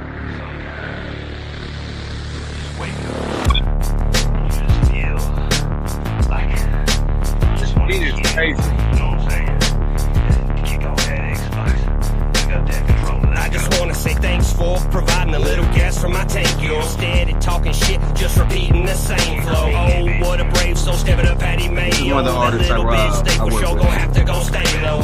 Cause I'm dumping out a whole fucking payload. Wow, they taking straight poles filled with some stray loads. I seen a man leaking out your blowed a-hole. And a little semen stuck up in your blue payload. Tase your overhead looking dick has got say so. Rotten potato now, leave me cause I just say go. What you ain't think, got to gray on that game, no. I've been fighting demons while you praying for faithful. Fuck, you suck piss, now go on bitch and take four. No need that I say more, and breathe with your main horse. There ain't no brains, boy, I'm off floors and race wars. That league with insane lords like Abel and Cain wars. Betraying family for fame cause you can't gain scores. I'm like a wild pain horse, my style an unchained force. We ain't even out here playing insane game sport. I'm running miles, passing crocodiles and lame doors. This is your born and I ain't playing with you, bitch. Here comes a rainstorm and I'll be your nearest ditch. I've been waiting and forming when the whistle always bitch. Getting waiting like foam and ears ringing when I spit. But if the stick that you want, yeah, then this is your one. And more rocks will start pouring. They ain't missing and forming. When you pissing in the morning and it's 3 in the morning, bitch, take your ass home and I done fell asleep yawning.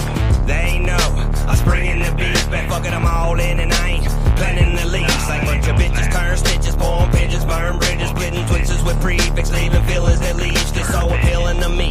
See, I bend and I breathe with a sadistic need to be a fitting indeed, and you depleted your plea, and it ain't nothing to me. You better listen carefully, I'm about to make you all believe. When I get to spitting, son, it ain't no quitting. The game done been broke, and I ain't playing with them. A few words bitten, let them learn some rare fitting. When we spewing in my kitchen, gonna get you head to hit. I crept up out them woods all dirty and mud stained, kissing on them pussies going against the mundane. Sleeping too long, now I'm flexing that dumb flame. The moment sleeping giant, now you keeping my fun game. This is your one and I ain't playing with you, bitch. Here comes a rainstorm and hop up in your nearest ditch. I've been waiting and forming when the whistle always bitch. Getting waiting like foam and ears ringing when I spit. But if the stick that you want, yeah, then this is your one. And more rocks will start pouring, they ain't missing and formed. And when you pissing in the morning and it's 3 in the morning, bitch, take your ass home and I done fell asleep yawning.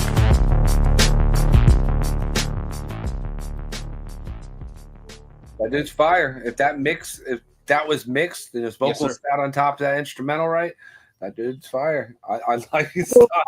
Music tells me, and I could be wrong, tells me that Pete has been heavily influenced by Stack's music over the years. I can hear that. I can hear that.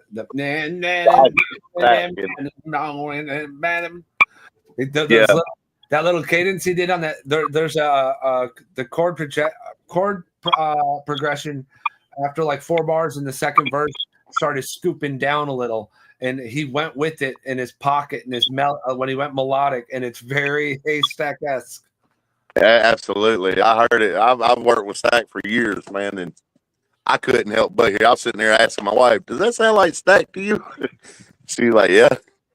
The production's like not a Haystack beat at all. It's the delivery to the I didn't even think about that until you just said it, to be honest. I appreciate y'all. That's one of my dear friends right there.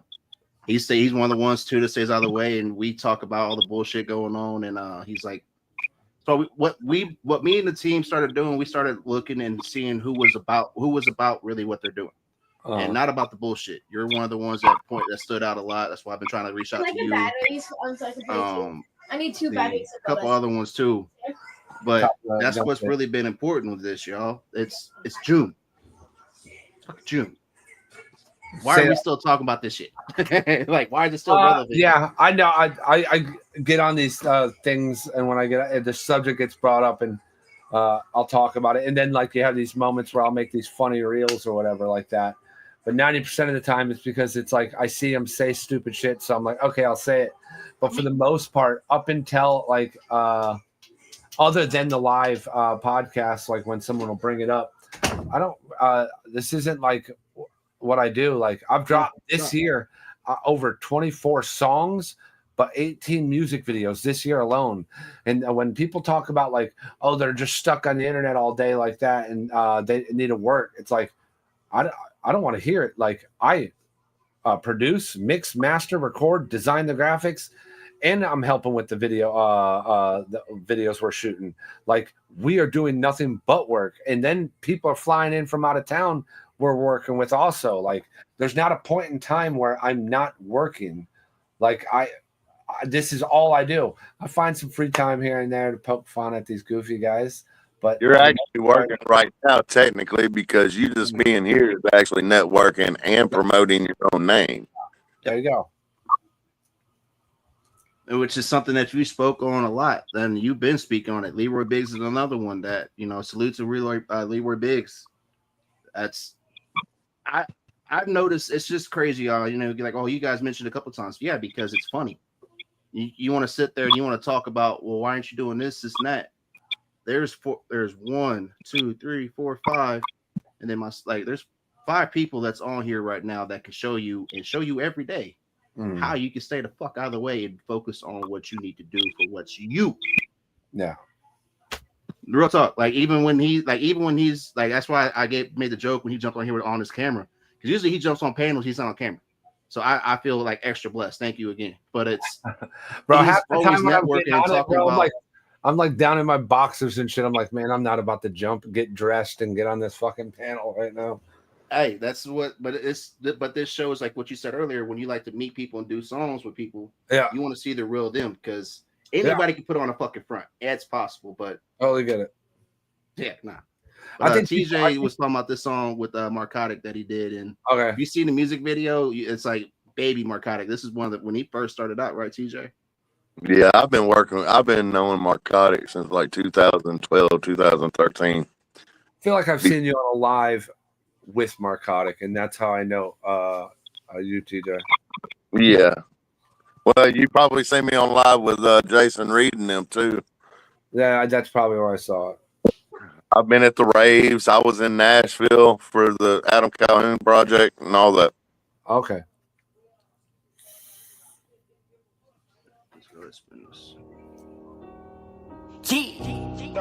Where's all my crazy white boys at? Yeah. Huh. Tell them. Let's go. Huh. Yeah. This a takeover. Bitch, you fucking with a soldier. Wasn't with me through the struggle, then la homie, I don't know ya. I got whiskey in my cup, hole with a little soda. Man, I love to get in drama, quick to strike you like a cobra. This the takeover. Bitch, you fucking with a soldier. Wasn't with me through the struggle, then la homie, I don't know ya. I got whiskey in my cup, hole with a little soda. Man, I love to get in drama, quick to strike you like a cobra. So tatted up, bout to head to tap my face. Said fuck a 9 to 5, bitch, I'm out here getting paid. I ain't never switching up, currency's my only type of change. My life been like a storm and I'm still standing in the rain. Fuck a AK, I got a AR-15. I love the smell of money in my favorite color green. One of the hardest white boys on the mic you ever seen. Got it out the mud in a 4-wheel drive, my hands ain't clean. I abducted Benjamin and put duct tape around his mouth. Said, look, you work for me now, bitch, let's take over the South. Packing $100 bills in a rubber band. Fuck your favorite rapper, put his CD in a trash can. This a takeover. Bitch, you fucking with a soldier. Wasn't with me through the struggle, then la homie, I don't know ya. I got whiskey in my cup, hole with a little soda. Man, I love to get in drama, quick to strike you like a cobra. This the takeover. Bitch, you fucking with a soldier. Wasn't with me through the struggle, then la homie, I don't know ya. I got whiskey in my cup, hole with a little soda. Man, I love to get in drama, quick to strike you like a cobra. You been faking clout, chasing y'all, the street just called the cops. Started scoping from the bushes when they left, I let it pop. 10 shots to the chest, and 1 in the dome. I executed the villain right in front of his home. White pop, the light pop, he got pop. Little bitch, She ain't been bumping since the first song drop. They laid you to rest, and I piss on the dirt. I'm a gutter ass white boy, I put in the work. You claim to be a prince, you ain't nothing but a clown. I pulled up in your city, and I left with your crown. I rep the 901, you don't want it with me, cause I'm a crazy ass white boy from Memphis, Tennessee. This a takeover, bitch, you fucking with a soldier. Wasn't with me through the struggle, then la homie, I don't know ya. I got whiskey in my cup, ho, with a little soda, man. I love to get in drama, quick to strike you like a cobra. This the takeover, bitch, you fucking with a soldier. Wasn't with me through the struggle, then la homie, I don't know ya. I got whiskey in my cup, ho, with a little soda, man. I love to get in drama, quick to strike you like a cobra. Y'all ain't even a rapper. Bitch just got body. Yo. Yeah, you low-key went off on that, bro. That's cool. He had me so pissed. Marcotic, man, me and Marcotic's been rocking together for years. Like, I took him under my wing, putting him on all my shows back when I was doing shows and shit. Mm-hmm. Introduced him to a lot of different people and shit, putting him out there. And he kept asking me, man, you ought to get on a song with me. I was like, come on, Marcotic, I don't want, I'm not rapping. I'm not an artist. He's like, man, you need to get on a song with me. That shit happened with Nashville. I said, fuck it, Marcotic, send me a beat. I'm going in on this motherfucker. He said, all right. So he sent me that, and I fucking went the fuck off. That's funny as fuck. Yeah, we shot a video 3 days after I had a heart attack. Damn. He's out in the they're at a creek, and this motherfucker got a bulletproof vest on, moving around and shit. And he just had a fucking heart attack. Yeah, real talk. Yeah. What the fuck? Yeah. Yeah, I just did a song with Marcotic recently. I was talking to him today where there could be a chance we try to shoot the video for it at the rave this week. That's gonna be dope. I've got another song with him. I got to redo my verse though. The last 4 bars or last 8, something like that. Yeah, I got to do the last 4 bars. I'm gonna change it up, but I got his album. Oh, that's dope. So, Mr. Target, you've been like we talked about how you did things with Dizzy and Funk Volume on the tour, which that's still crazy as hell when they went through, because what they were doing, if I'm not mistaken, weren't they going to each state, seeing what every independent artist had and seeing what the best was and making the tour out of that? I don't remember. All I know is I remember meeting them. I was like blown away that like Swizz, like Jaren and Swizz immediately like, oh shit, bro. And they like said my name. I was like, oh shit, they know who I am. That's cool. Like I remember being blown away, but I don't remember the context of, bro. That's been so long ago. It's over 10 years. I know that. But that just goes to like when people want to sit there and talk shit on you when Playboy the Beast wanted to diss you, and that's all they do. Like y'all don't really know who you're talking about.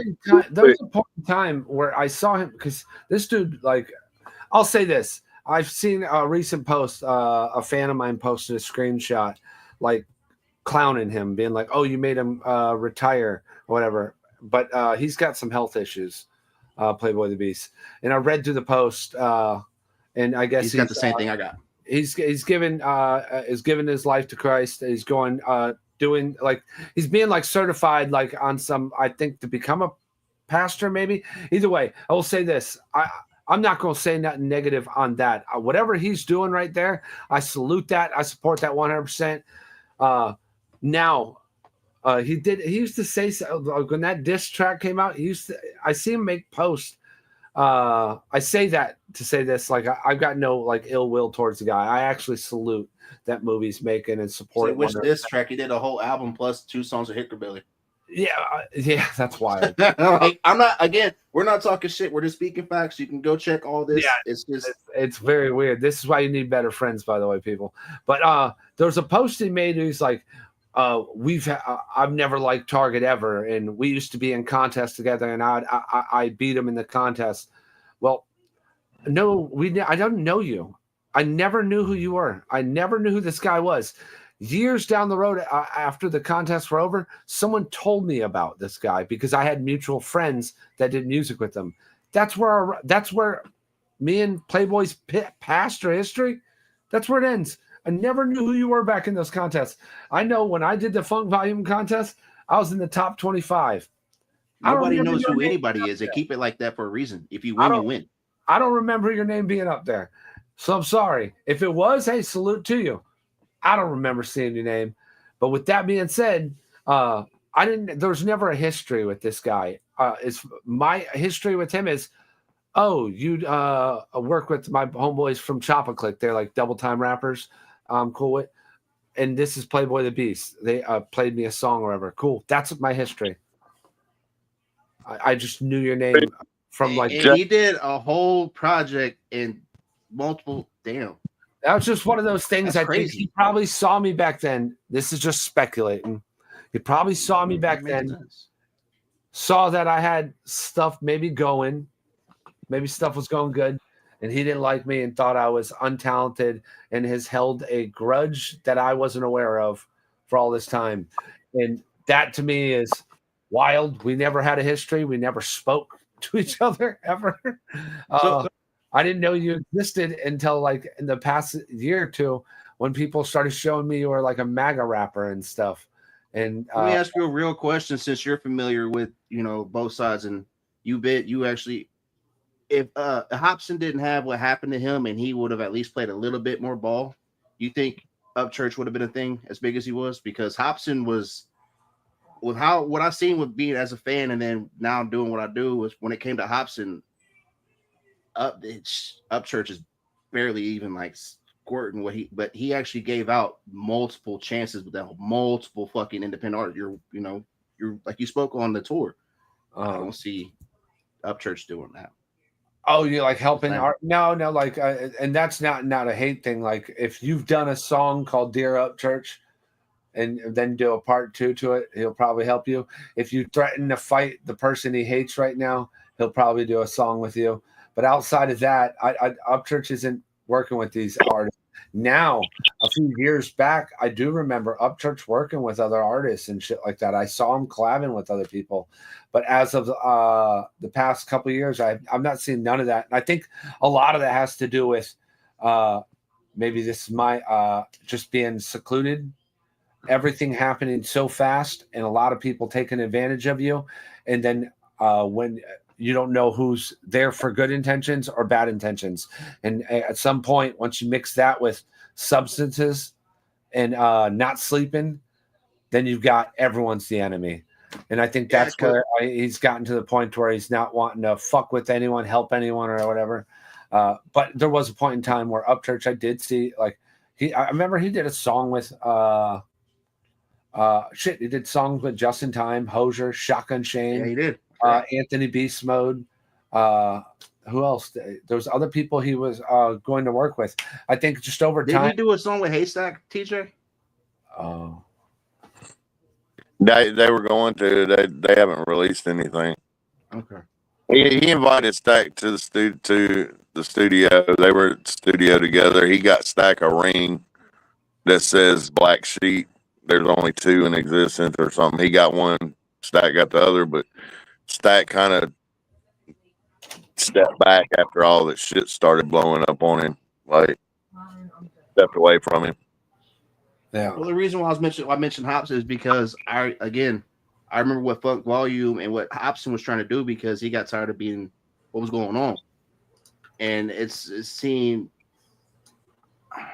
It's totally. Hobson got burnt out for like Hobson was like. There's definitely levels to it. Like Upchurch is a big artist. There's no getting around that. Yeah. Hobson was touring the world. Hobson was again producing his music, recording his music, mixing and mastering his music, shooting the video. My wife's gonna kill me if I don't get off here. Nice to meet you, brother. Hey, everybody on the panel. Hey, I'll be live tomorrow in the afternoon and stuff if you want to tap in. So. All right, have a good night. He got me going to the store to get some shit. So if I get back now, I might come back. All right. But it's a totally different scenario, like where like there's artists that say I work or whatever. Then there's artists that are just working. You know what I mean? Like writing a song is easy. I'm be honest with you. The easiest part about music is making music. Easiest part. Everything after that's the hard part. That's where a lot of people they lack at. They think just because they put something on a beat, they're like, "Oh, I'm an artist." Yeah, it's wild. I couldn't compare the two. I could see why Hobson would be burnt out. I could see why, but you know what? I could see why Church would be burnt out too, though. Me too. It's a lot, like whatever he's got going on. Like we all joke about him being a crackhead and shit like that. I think the motherfucker's just overdoing that Adderall. That's all I think it is. I don't think that is also a side effect of anything like staying that. awake. It's like that too. No sleep, bro. No sleep. But it's clearly random thoughts. Something's being abused and overly consumed. But I think with everything that's happening, that he's kind of doing himself. It's going to run a toll on the human body and mind. I mean, but it's nowhere near like Hobson. Hobson was a straight shooter. That motherfucker didn't drink, smoke, any of that shit. He was on top of the world. He had fucking Eminem shouted out. Eminem. Well, I think a lot of it had to do with what happened with his kid too. Like that would fuck anybody up. Like that. There you go, right there. That was perfect. Like, but he didn't crash out and do what he did. Fuck it. I was going to say he didn't talk about grown ass men in bathtubs being the fucking reason why the situation and blood spaghetti and all this shit. Being 100 with you. That's why I never really, and I've been a fan of Upchurch and ACAL since Divine days. So watching the shit that I've watched recently is what made me want to back off. It wasn't because of certain situations. It's just shit got weird. And I've seen artists like Hobson have a reason to crash out, or other people like but social media is different. Social media is different from when Hobson was popping to where social media is so like right there. Yep. And some of that stuff don't need to be on there, man. Like y'all ain't going to find these crash outs from me at all. There's no part where I'm going to get on there and be like, or whatever like that. It's just, I'm sorry. Like if I have issue with my wife, that's between me and my wife. If I have an issue with me and my homeboy, that's between me and my homeboy. You know what I mean? I'm not about to get on the internet and publicize this shit for everybody. We got an issue. We'll work it out. We're going to figure it out. You know what I mean? This whole sitting on IG, I'm all for a friendly, like, oh, that shit was dumb what you said. You're an idiot. Trolling. You know what I mean? Go back to that shit you were doing. He used to do where he'd like with Dagburn, he'd cut up clips of what he would say and then say shit back. Go back to that. Just sitting yelling at your phone all night. It's unhealthy. And you've got the world at your fingertips too. Mm-hmm. Like you're literally a millionaire. Elton John's talked about you. Like, bro, like you have so much to be thankful for. Like whatever let's pretend everything you say and all these people that did you wrong is true. Bro, just move on. You've got your fans still love you. Some of them giving up. Go put out music for them and fuck everyone else. Stop worrying about all this other shit. You can't, because it's hurt you and burnt you to your soul because you've gotten so emotionally invested in it.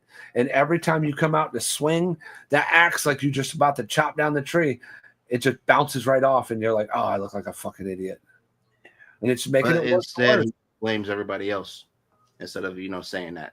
But it is really that simple.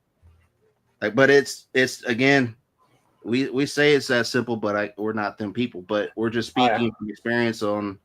It is possible to go through life without having to do that. Yeah, that's it. And you can't say, "Oh, well, no, it's really, you sure about that?" Because again, y'all, if you really want to go out and you want to branch out, leave your city, leave your local area, and be on the road and all this shit. Yeah, you have to put on an impression. And if people just happen to click and they say, "Oh, well, this person has an issue with that person. Oh, fuck, can't have that. Oh, that person's nobody wants to deal with that. That's a lot of headache and bullshit security that you got to pay for that nobody wants to pay for. But that's fine though too. If people want to do that and take that route, just keep that shit in mind. Yep. You're gonna have to go out there and deal with that. And if you ain't ready to, like, it sounds good on the internet when you're looking at that phone, the way you edit it on IG and you put your filter on it, it all sounds good. But when you get out there in person and it's not exactly what you planned it to be, remember it's that. Not the way you want to go viral. You don't want to go viral for being known as a fucking joke or have everybody make up a nickname for you that you can't get away from. What did Adam say the other day? We're past the fuck around part. We're at the find out stage. And that's what he's been, but that's something that he's been saying though. What's up, John Connor? Salute John Connor in the chat. That's somebody I got to get on here soon too. But and again, all we was talking about tonight, it was never just about. It's just being real. You can go and check everything. This is where you don't spin false narratives. This is what happens if you can speak on facts. That could like, oh well, here's thumbnail that you can go check that. I can't hear. Okay, then people stop talking shit. Can we all agree that this? I hate this term. I hate this term. Oh, they're over there spinning false narratives. I don't like. What are we talking about here? Like they're driving a narrative. No, it's just this is what happened over here, and that's what happened over there. No one's driving narratives. These people are talking shit. These people are talking shit. Why do we keep saying this word? It's so weird. It's like a talking point. It's weird.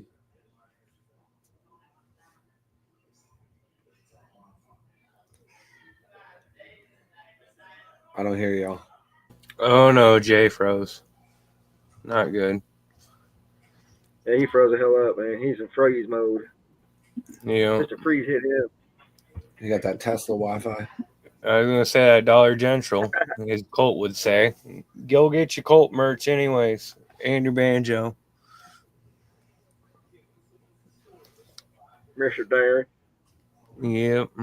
Mr. Smokehouse, how you doing tonight, brother? Good till somebody made me mad. That dude fucking was talking shit. I just invited him to a podcast to watch, and he wanted to be a smart ass, so I got smart back. Like, hey, look, just lose my shit. Bye. I ain't got to hear what you got to say. I don't care. Move on. Time to move on, bro. Just trying to keep moving on. I ain't trying to hear that shit. Stay in my own lane. Yeah, Stack says it's raining there. Is it raining there for you again, Smokehouse, or what? Because I know you're close to the guy. It knocked some shit out, but fucking like it came through like barreling ass, but that was about it. Right. Then it stopped. Then it was sprinkling. I think it's still sprinkling. All right, man knocked out his Wi-Fi. I know the river. I know the rivers are up, but there was like more than one storm coming. So. Right. What? He has a storm going on or something where he's at? Yeah, up here in Ohio. Possibly. Not Illinois for sure. Area. Illinois, Ohio. That's where me and Jay are up in Ohio. Ah, I got you. Right. Yeah, but I'm further up than he is. Oh, nice. So, what kind of projects you got going on, Hard Target? I'm not so worried about albums. The way albums work nowadays with artists like at our stature, like when I say like I'm not a big artist. It's a waste to put out albums. I have albums worth of material, but there's no plan to put out an album. It's just single. And whenever I get X amount of songs out, I'll throw like 2-3 on release, then call it an album and move on to the next single spurt. But I know I have a couple plans. I can't even say the artist's name, but I have plans to sit down and work on an album with a certain artist that should be dope. If it ends up happening, it'll be badass.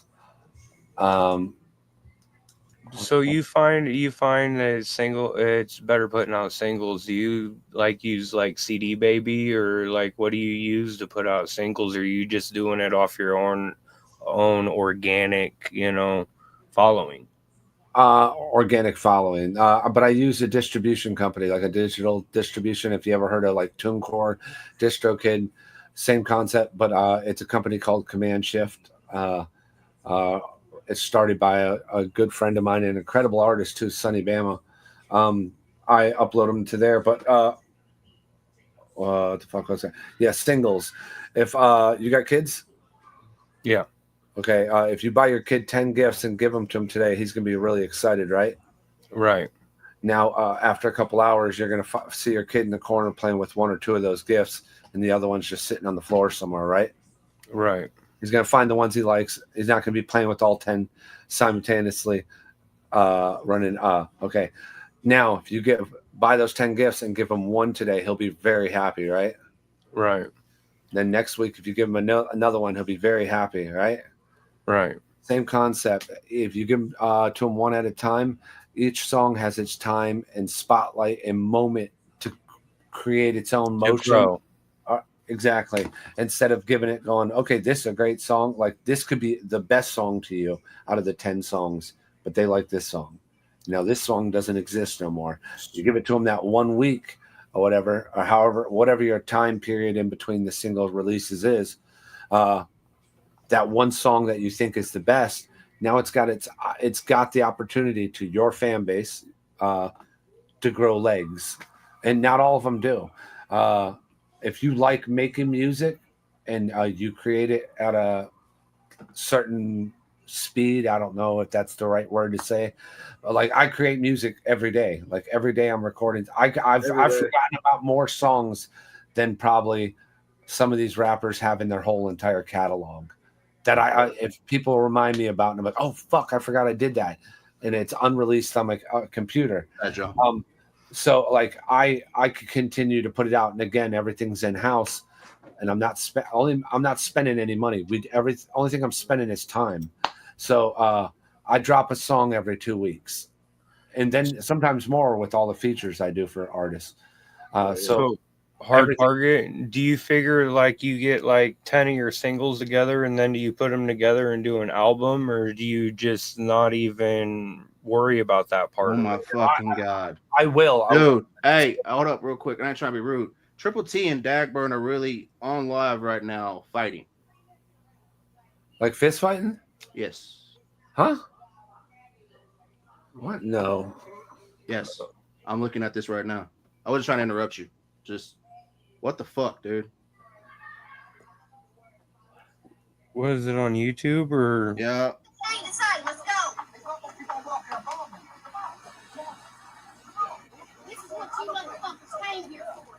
go. No. Yeah. Yeah. Hey, who is it fighting? Fucking Sag. Triple T? What's his name? Say Triple T? Yeah. Hold on.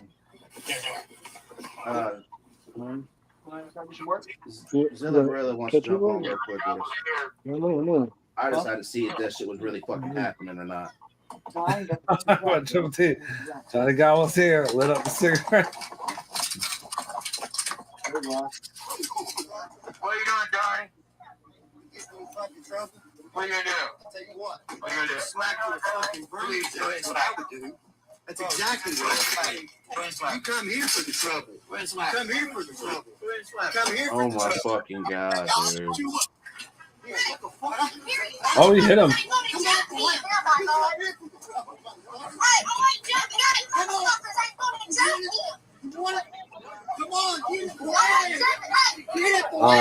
I'm mute my camera for a second. I just had to see if this really happened or not. Oh no, Johnny Gobble. He really smacked Triple T like that? Looked like he punched him or slapped him.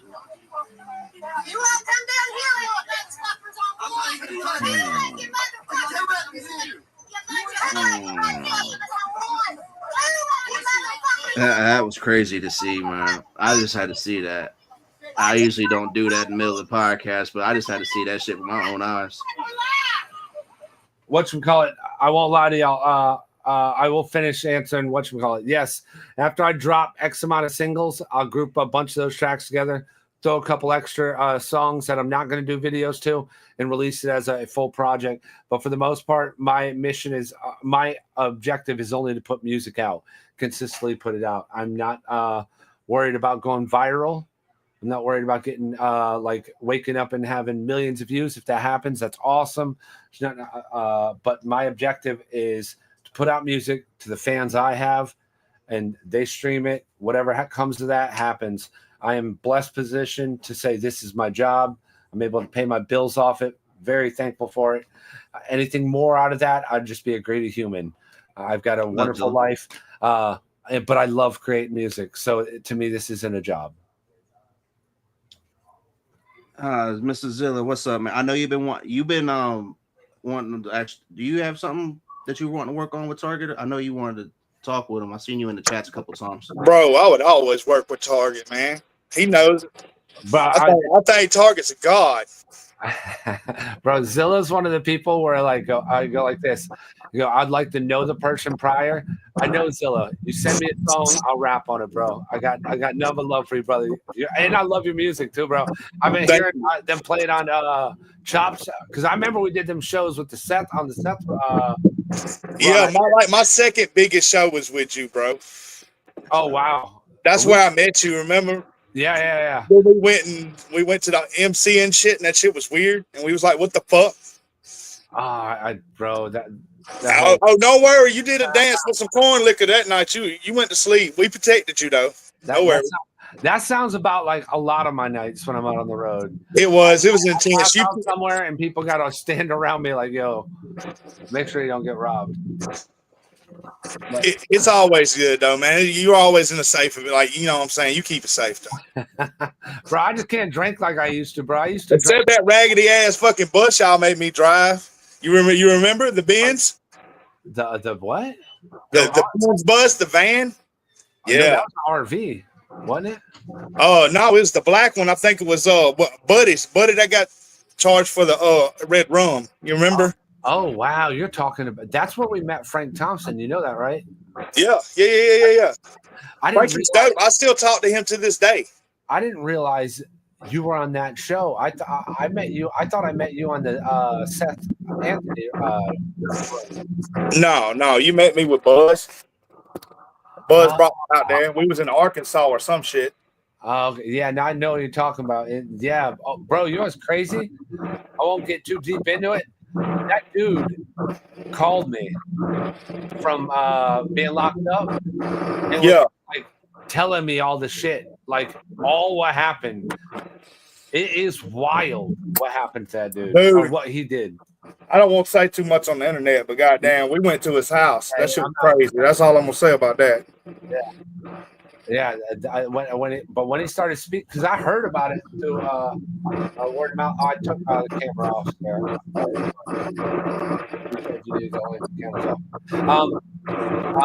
I talked to a few people about what happened, and then hearing it from him, wild, bro, wild as fuck. For sure. Yeah, I quit dealing with him after that. You know what I'm saying? Just because I wasn't trying to get tied up into nothing. You know what I'm saying? Oh yeah, bro. I remember on the way back, I was getting to the airport, and like, I know it's in my contract for these shows. I was supposed to get a hotel, and I'm like, so let's go with the hotel. And he's like, y'all got money for it? And I'm like, I'll pay for my hotel, but I promise I ain't never working with this motherfucker again. And he ended up paying for the hotel. And I knew right then and there, I was like, there ain't no way I'm going to work with this guy. Like, yeah, until Buzz's fat ass about got us all kicked the fuck out. Them motherfuckers are savage, dude. Oh, Buzz is wild. Yeah, I know. I love Buzz. He called me the other day just out of the blue and asked me what I was doing. I said, shit, same old same. I'm always tied up in the tattoo shop. So, I mean, if I'm not doing music, that's where I'm at. Seeing that you're familiar with Mr. Zilla here, have you heard the song he did with Cindy yet? Which one? I feel like Hard Times, the new one that you just sent me. Hard Times, yeah. That's on our album, man. That's on my Baptized by Flames album. I do believe Chop played that recently. I've done quite a few of those. I'm not gonna lie, guys. I had to cut it short tonight. I'm about to tap out here soon too. So my wife is about to leave for work. I got all my kids still, and I got to make sure they get in bed. I got an early morning because I'm driving up to West Virginia tomorrow for the rave. It's cool to meet all y'all. Zilla, hit me up on IG. Bro, I'll shoot you my number. Okay, what's up? I really appreciate it. Thank you again for taking nice time out. meeting you, Hard Target. Likewise, man, and God bless all y'all. Y'all have a good evening. Yeah, man. Laters. Yeah, that was dope, man. Like I really have been trying to work on that for like a year, and it finally got to happen. And my Wi-Fi decided not to act up to it towards the end. So thank you for holding it down and y'all talking. So I didn't hear what was going on, but that was dope. Like that dude's dope as hell. Like this is really the first time I've actually got the real long talk with him. Target, yeah, gangster, man. Like we got to talk old school wrestling. That motherfucker a gangster, cuz. I swear to God. He's cool as shit. Like I don't see many other people sit there and say he's like the most country ass gangster that you ever meet in your motherfucking life. It's like he walks with finesse. I ain't got to actually meet him in person. Like this is he's dope, bro. Yeah, he's dope. This is my first time meeting him in person too, but like from his music and all that, I can exactly see what he's saying, Zilla. Oh, he's a lyrical monster. Yeah, he is. And his catalog really is as deep as he's talking about. I ain't just kissing nuts, but I mean he's telling 100% truth. And that camp that he's got, they all monsters, man. Shit, Dirty, man. Is it Dirty or is it Dirte? I don't. It's DURTE. I know that's one of their homies. That dude. I like Simple Man. I think Simple Man's fire because every song that I've heard Simple Man do is different. Well, listen to him and Simple Man. I'm like, dude, I've listened to these dudes for a long time. I didn't realize that's who I've been listening to. I like Florida Dolph. Oh that yeah, dude. Love. Florida Dolph. I like his style, man, and he seems to be a really cool person. I ain't never met him, but he seems to be really cool. They're like somebody I could really fucking kick it with. Feel it. Mr. Zilla, we was about to jump off here soon. That's fine, but, man. I was just saying, what's up? I appreciate you. I got used to you jumping on during our afternoon segments, but I've been seeing you do your thing. With shout out to the young artists I seen you post earlier. That's dope. That's what it's all about, yo. Like this real life, like not just it's real life things out here, y'all. And this man's been doing his thing at the shop. He's not just an artist, I'm finna do a song with Mike's Sons though. Ooh. Yeah, it's a country song. I'm finna start. Wait for that, Zilla. Right. Well, I know Mike Chance has been wanting to work with people too, and I think him and Mike Sons might be working on something. So, Mike Chance and you be really good to link up with together too. Like, I think that's honestly who plugged us together. Good shit. Yeah, because he asked me to introduce him to Mike, and I was like, he's like, you really know Mike? I'm like, that's my buddy. He wears my merch. Like, that's one of the first artists I did an interview with. Yeah. And he was like, dude, I didn't know that you knew Mike like that. I'm like, yeah, that's my buddy. Like, that's my good dude. You'd be surprised that man. Motherfuckers I know I've done met and shit, man. It's crazy, really, man. You can go into any goddamn, like, I've been in a lot of rooms with a lot of people that I didn't know, but I got to meet them. And if you get to meet somebody, yo, you never know. Like, you could have been told which I had that a couple times. Like, if you're still on the outside looking in, the dude that y'all met tonight, you probably wouldn't want to meet him. But the dude that y'all met tonight, as far as target, that's really him. Like, I have his personal number. Like, we talk. Man, he's the same no matter what. He don't be flexing or none of that shit. I was sitting there trying to set everything up. I told him I was going to send him a link by 5 till, and I sent him later on. He hit me up like 3 minutes till. He was like, "Hey, yo, we still good?" I'm like, "Damn!" Like, yeah, he's got the rave tomorrow. So I was like, "If you want to reschedule, we can." He was like, "No, I want to go ahead and do this." So I was like, "Bet." That shows me again how good of a human being that's, because most people will sit there, blow me off and shit, and treat me like a fucking fan, and I'm not just any advice or anything like that as far as like releasing your music or building your music or your catalog or any of that. He'd be definitely the person to talk to. Facts. But y'all, what do y'all want to talk about tomorrow at 2 p.m.? I'll let y'all two decide some stacks and stuff on there. I didn't think anything. Either. Really? Your wild ass has not thought of a topic. That is fucking crazy. I'm sorry. I'm thinking about everything that just happened just now. I'm thinking about all this. No, I'm trying to do 6 things at once. Watching that shit live, I'm like, that was fucking crazy. Like, I fucking lost Triple T could defend himself on that. Like, that's just, he pulled up on him. They was really fighting. From what I heard, it was a cheap shot. So, look, man, that old veteran gonna whoop the fuck out of that little boy, man. It already happened. It happened on live, bro. He whooped the fuck out of him, didn't he? Well, I seen Dagburn smack him, and that's all. Anybody can smack anything out there. Triple T gonna take his belt off after that child. Yeah, see, and that old man just took a fucking cheap shot from him and still took it and standing straight. Oh, he's a war vet. He's a war vet. Yeah, he'll take it. I didn't want to. You two know I don't ever stop this show for shit, but I was like, oh, whoa, like this is really happening. Like he actually did it. Oh shit. Yeah, I'm finna go look for the real now. I know it's out there. I know they already done goddamn made that shit a real by now. Yeah, they done clipped the heck out of that. Well, listen, let me say this. I hope the old man didn't get hurt because I like him and I have a lot of respect for him. As far as the Dagburn dude, I don't know him, don't care, don't give a fuck, don't really see anything good that he says, and he looks like a fucking POS to me. So I don't know, man. He comes off to me like the fucking community narc, bro. But that's just me, man. Well, I'm just saying, if you a younger guy smacking an older man anyway, where are you going to get any flowers from that anyway? Where's your motherfucking respect at? For one, he served his country. For two, I mean, he's old enough to be his goddamn granddaddy. Yeah, exactly. Where are you going to get any flowers out of that? I mean, come on now. That's like smacking a woman in a wheelchair. I don't know, man. And I don't know, man. If you want to play goddamn slap fest, goddamn, you already know. Yeah, exactly. Yeah, I can Show connect up. you with Jay who you want to Davenport will slap get you a fest with. ticket. That's just crazy. But I think we should start that celebrity fucking slap fest. I ain't getting slapped. Oh, I'll tell you, man, 'cause I'm gonna want a goddamn fight after that shit. And I'm not really good at it. I'll go watch it. But you put your I hands just on watched me, where he goddamn. actually that was all right. I'm gonna speak on this again. You know, Triple T is a grown ass man, and this motherfucker celebrating. You just smacked a Purple Heart veteran and you're bragging about this shit. Yes, you said you was gonna do There's it. no glory. And that's all I'm speaking on that. What did you prove? Yeah, they ain't proved a damn thing. Now you look like a fucking sissy ass punk that just hit an old man. Good job. Good job. Hey, let them show their pride flag, Zilla. Hey, give them motherfuckers a cookie, man. Yeah. I wish I'd have been there. Yeah, that for sure wouldn't have been happening. Some young guy hitting an old man, that ain't fucking fair. Oh, I'd have fucking lost it, dude. Yeah, exactly. And then Triple T put his when I tapped in earlier, Triple T put his hands up. I seen him going at it then, but yeah, he straight up. He got out of the truck and straight up, like they talked for a minute, and he came up and smacked him.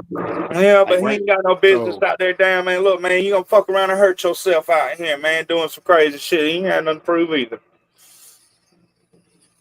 Triple T can stand on what he says. All team.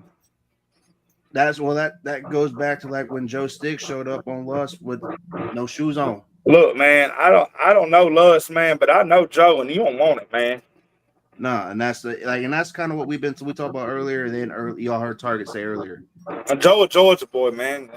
They built different, man. Eventually, these people are going to see you in public. You might not see them, but they're going to see you. And some of these people know what on site means. And it's not if you see them again. It's not if you see them. It's if they see you. I think the words on site's too gangster for this fucking community. I'm not speaking of being a hard ass, but I've seen people make up a fist pack. And you know what a fist pack is? Either some bolts or some shit or whatever the fuck they have, or brass knuckles. Walk up, punch somebody in the back of the fucking head, and walk the fuck up. Bro, in Georgia, man, we walk around strapped, cuz. There ain't none of that.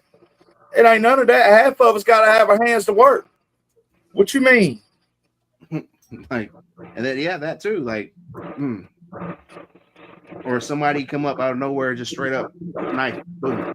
I tell you what, see, Dagburn can get fucking the old man to fight, but I tell you what, he ain't gonna run up on nobody that's goddamn in the vicinity from fucking 30 years old to 42. The bad part about this is and I'm gonna say this before I end tonight. You just smacked an old man. You brag about this shit, and not just an old man, but an old man that's respected in the community and a combat vet. Dude, he's a clown. What do you think's gonna He's happen openly to admitted he's a clown. He's a fucking clown. That man got Purple Hearts. What the hell did he ever do in his life? Our target just dropped off. I don't know, but anyway, whatever fucking Dagburn did or said, fucking to make Triple T mad, I feel like he did the most. You know what I'm saying? He's a troll, more or less. Well, you call it what the fuck you want, man. Billy Gross Gruff, motherfucker. I don't care. If you're a bitch, you're a bitch. And you gonna get the hoedown. You know what I mean? He lives in Painesville, Kentucky. Okay. I thought Triple T was going to handle this after the rape, not on the way to the fucking rape. Well, look, man, sometimes shit happens now. You know? But y'all, Remember, y'all, if you're gonna do anything, do it straight savvy. Remember what you speak on. I'm thinking of, we're going to follow up a mental health part 2. We're going to talk about mental health again tomorrow afternoon because we really didn't. What about watching P's and Q's? How does that one sound? That works too. You know what? That works. That works. That works. How about respect? I like that. Yeah. I like that. So tomorrow at 2:00 Eastern time, y'all, we're going to talk about respect. Tap in with me, the co-host, and you never know who's going to be popping in. We're going to have God, I hate doing this now because every time I have an open panel, somebody pops up, wants to justify some fucking bullshit. So prepare. If you want to jump in this panel tomorrow and want to jump in justify some shit, you will walk into a fucking buzzsaw again. Respect and morals. Yeah, respect and morals. I get respect and morals. Yep. Yeah, I'm with it. Thank you. So Zilla, you're more than welcome. I'm sure you'll be working, but you're more than welcome. Actually, aren't you going to the rave? No. No, man, it didn't fit into my schedule, man. I feel it. That's what I got. Yeah, I was going. Nah, I ain't gonna sit here and lie. Now I would have fought tooth and nail to get my fucking fat ass up there. Now, if they told me to, you know what I'm saying, hey, you need to be here, I would have went. Just out of respect and morals. Facts. But y'all, it's been fun. It's been real. Hard Target, thank you again. I wouldn't mind having him back up here any other time. That was dope. Like he fit in pretty well with everybody. And when he was talking on, like that dude never once asked us to play us a song, listened to everybody's shit, gave it actually honest opinion. Respect. So y'all, it's been real. It's been fun. All Tap right, in with us man. tomorrow at 2 p.m. for morals Catch and you respect. tomorrow, man. Yes, sir. See you tomorrow. All right. And remember, if you're going to do anything, do it straight savvy. If nobody believes in you, I sure as fuck do. Thank you. Much love to everybody. And I will see y'all tomorrow. Peace. Peace.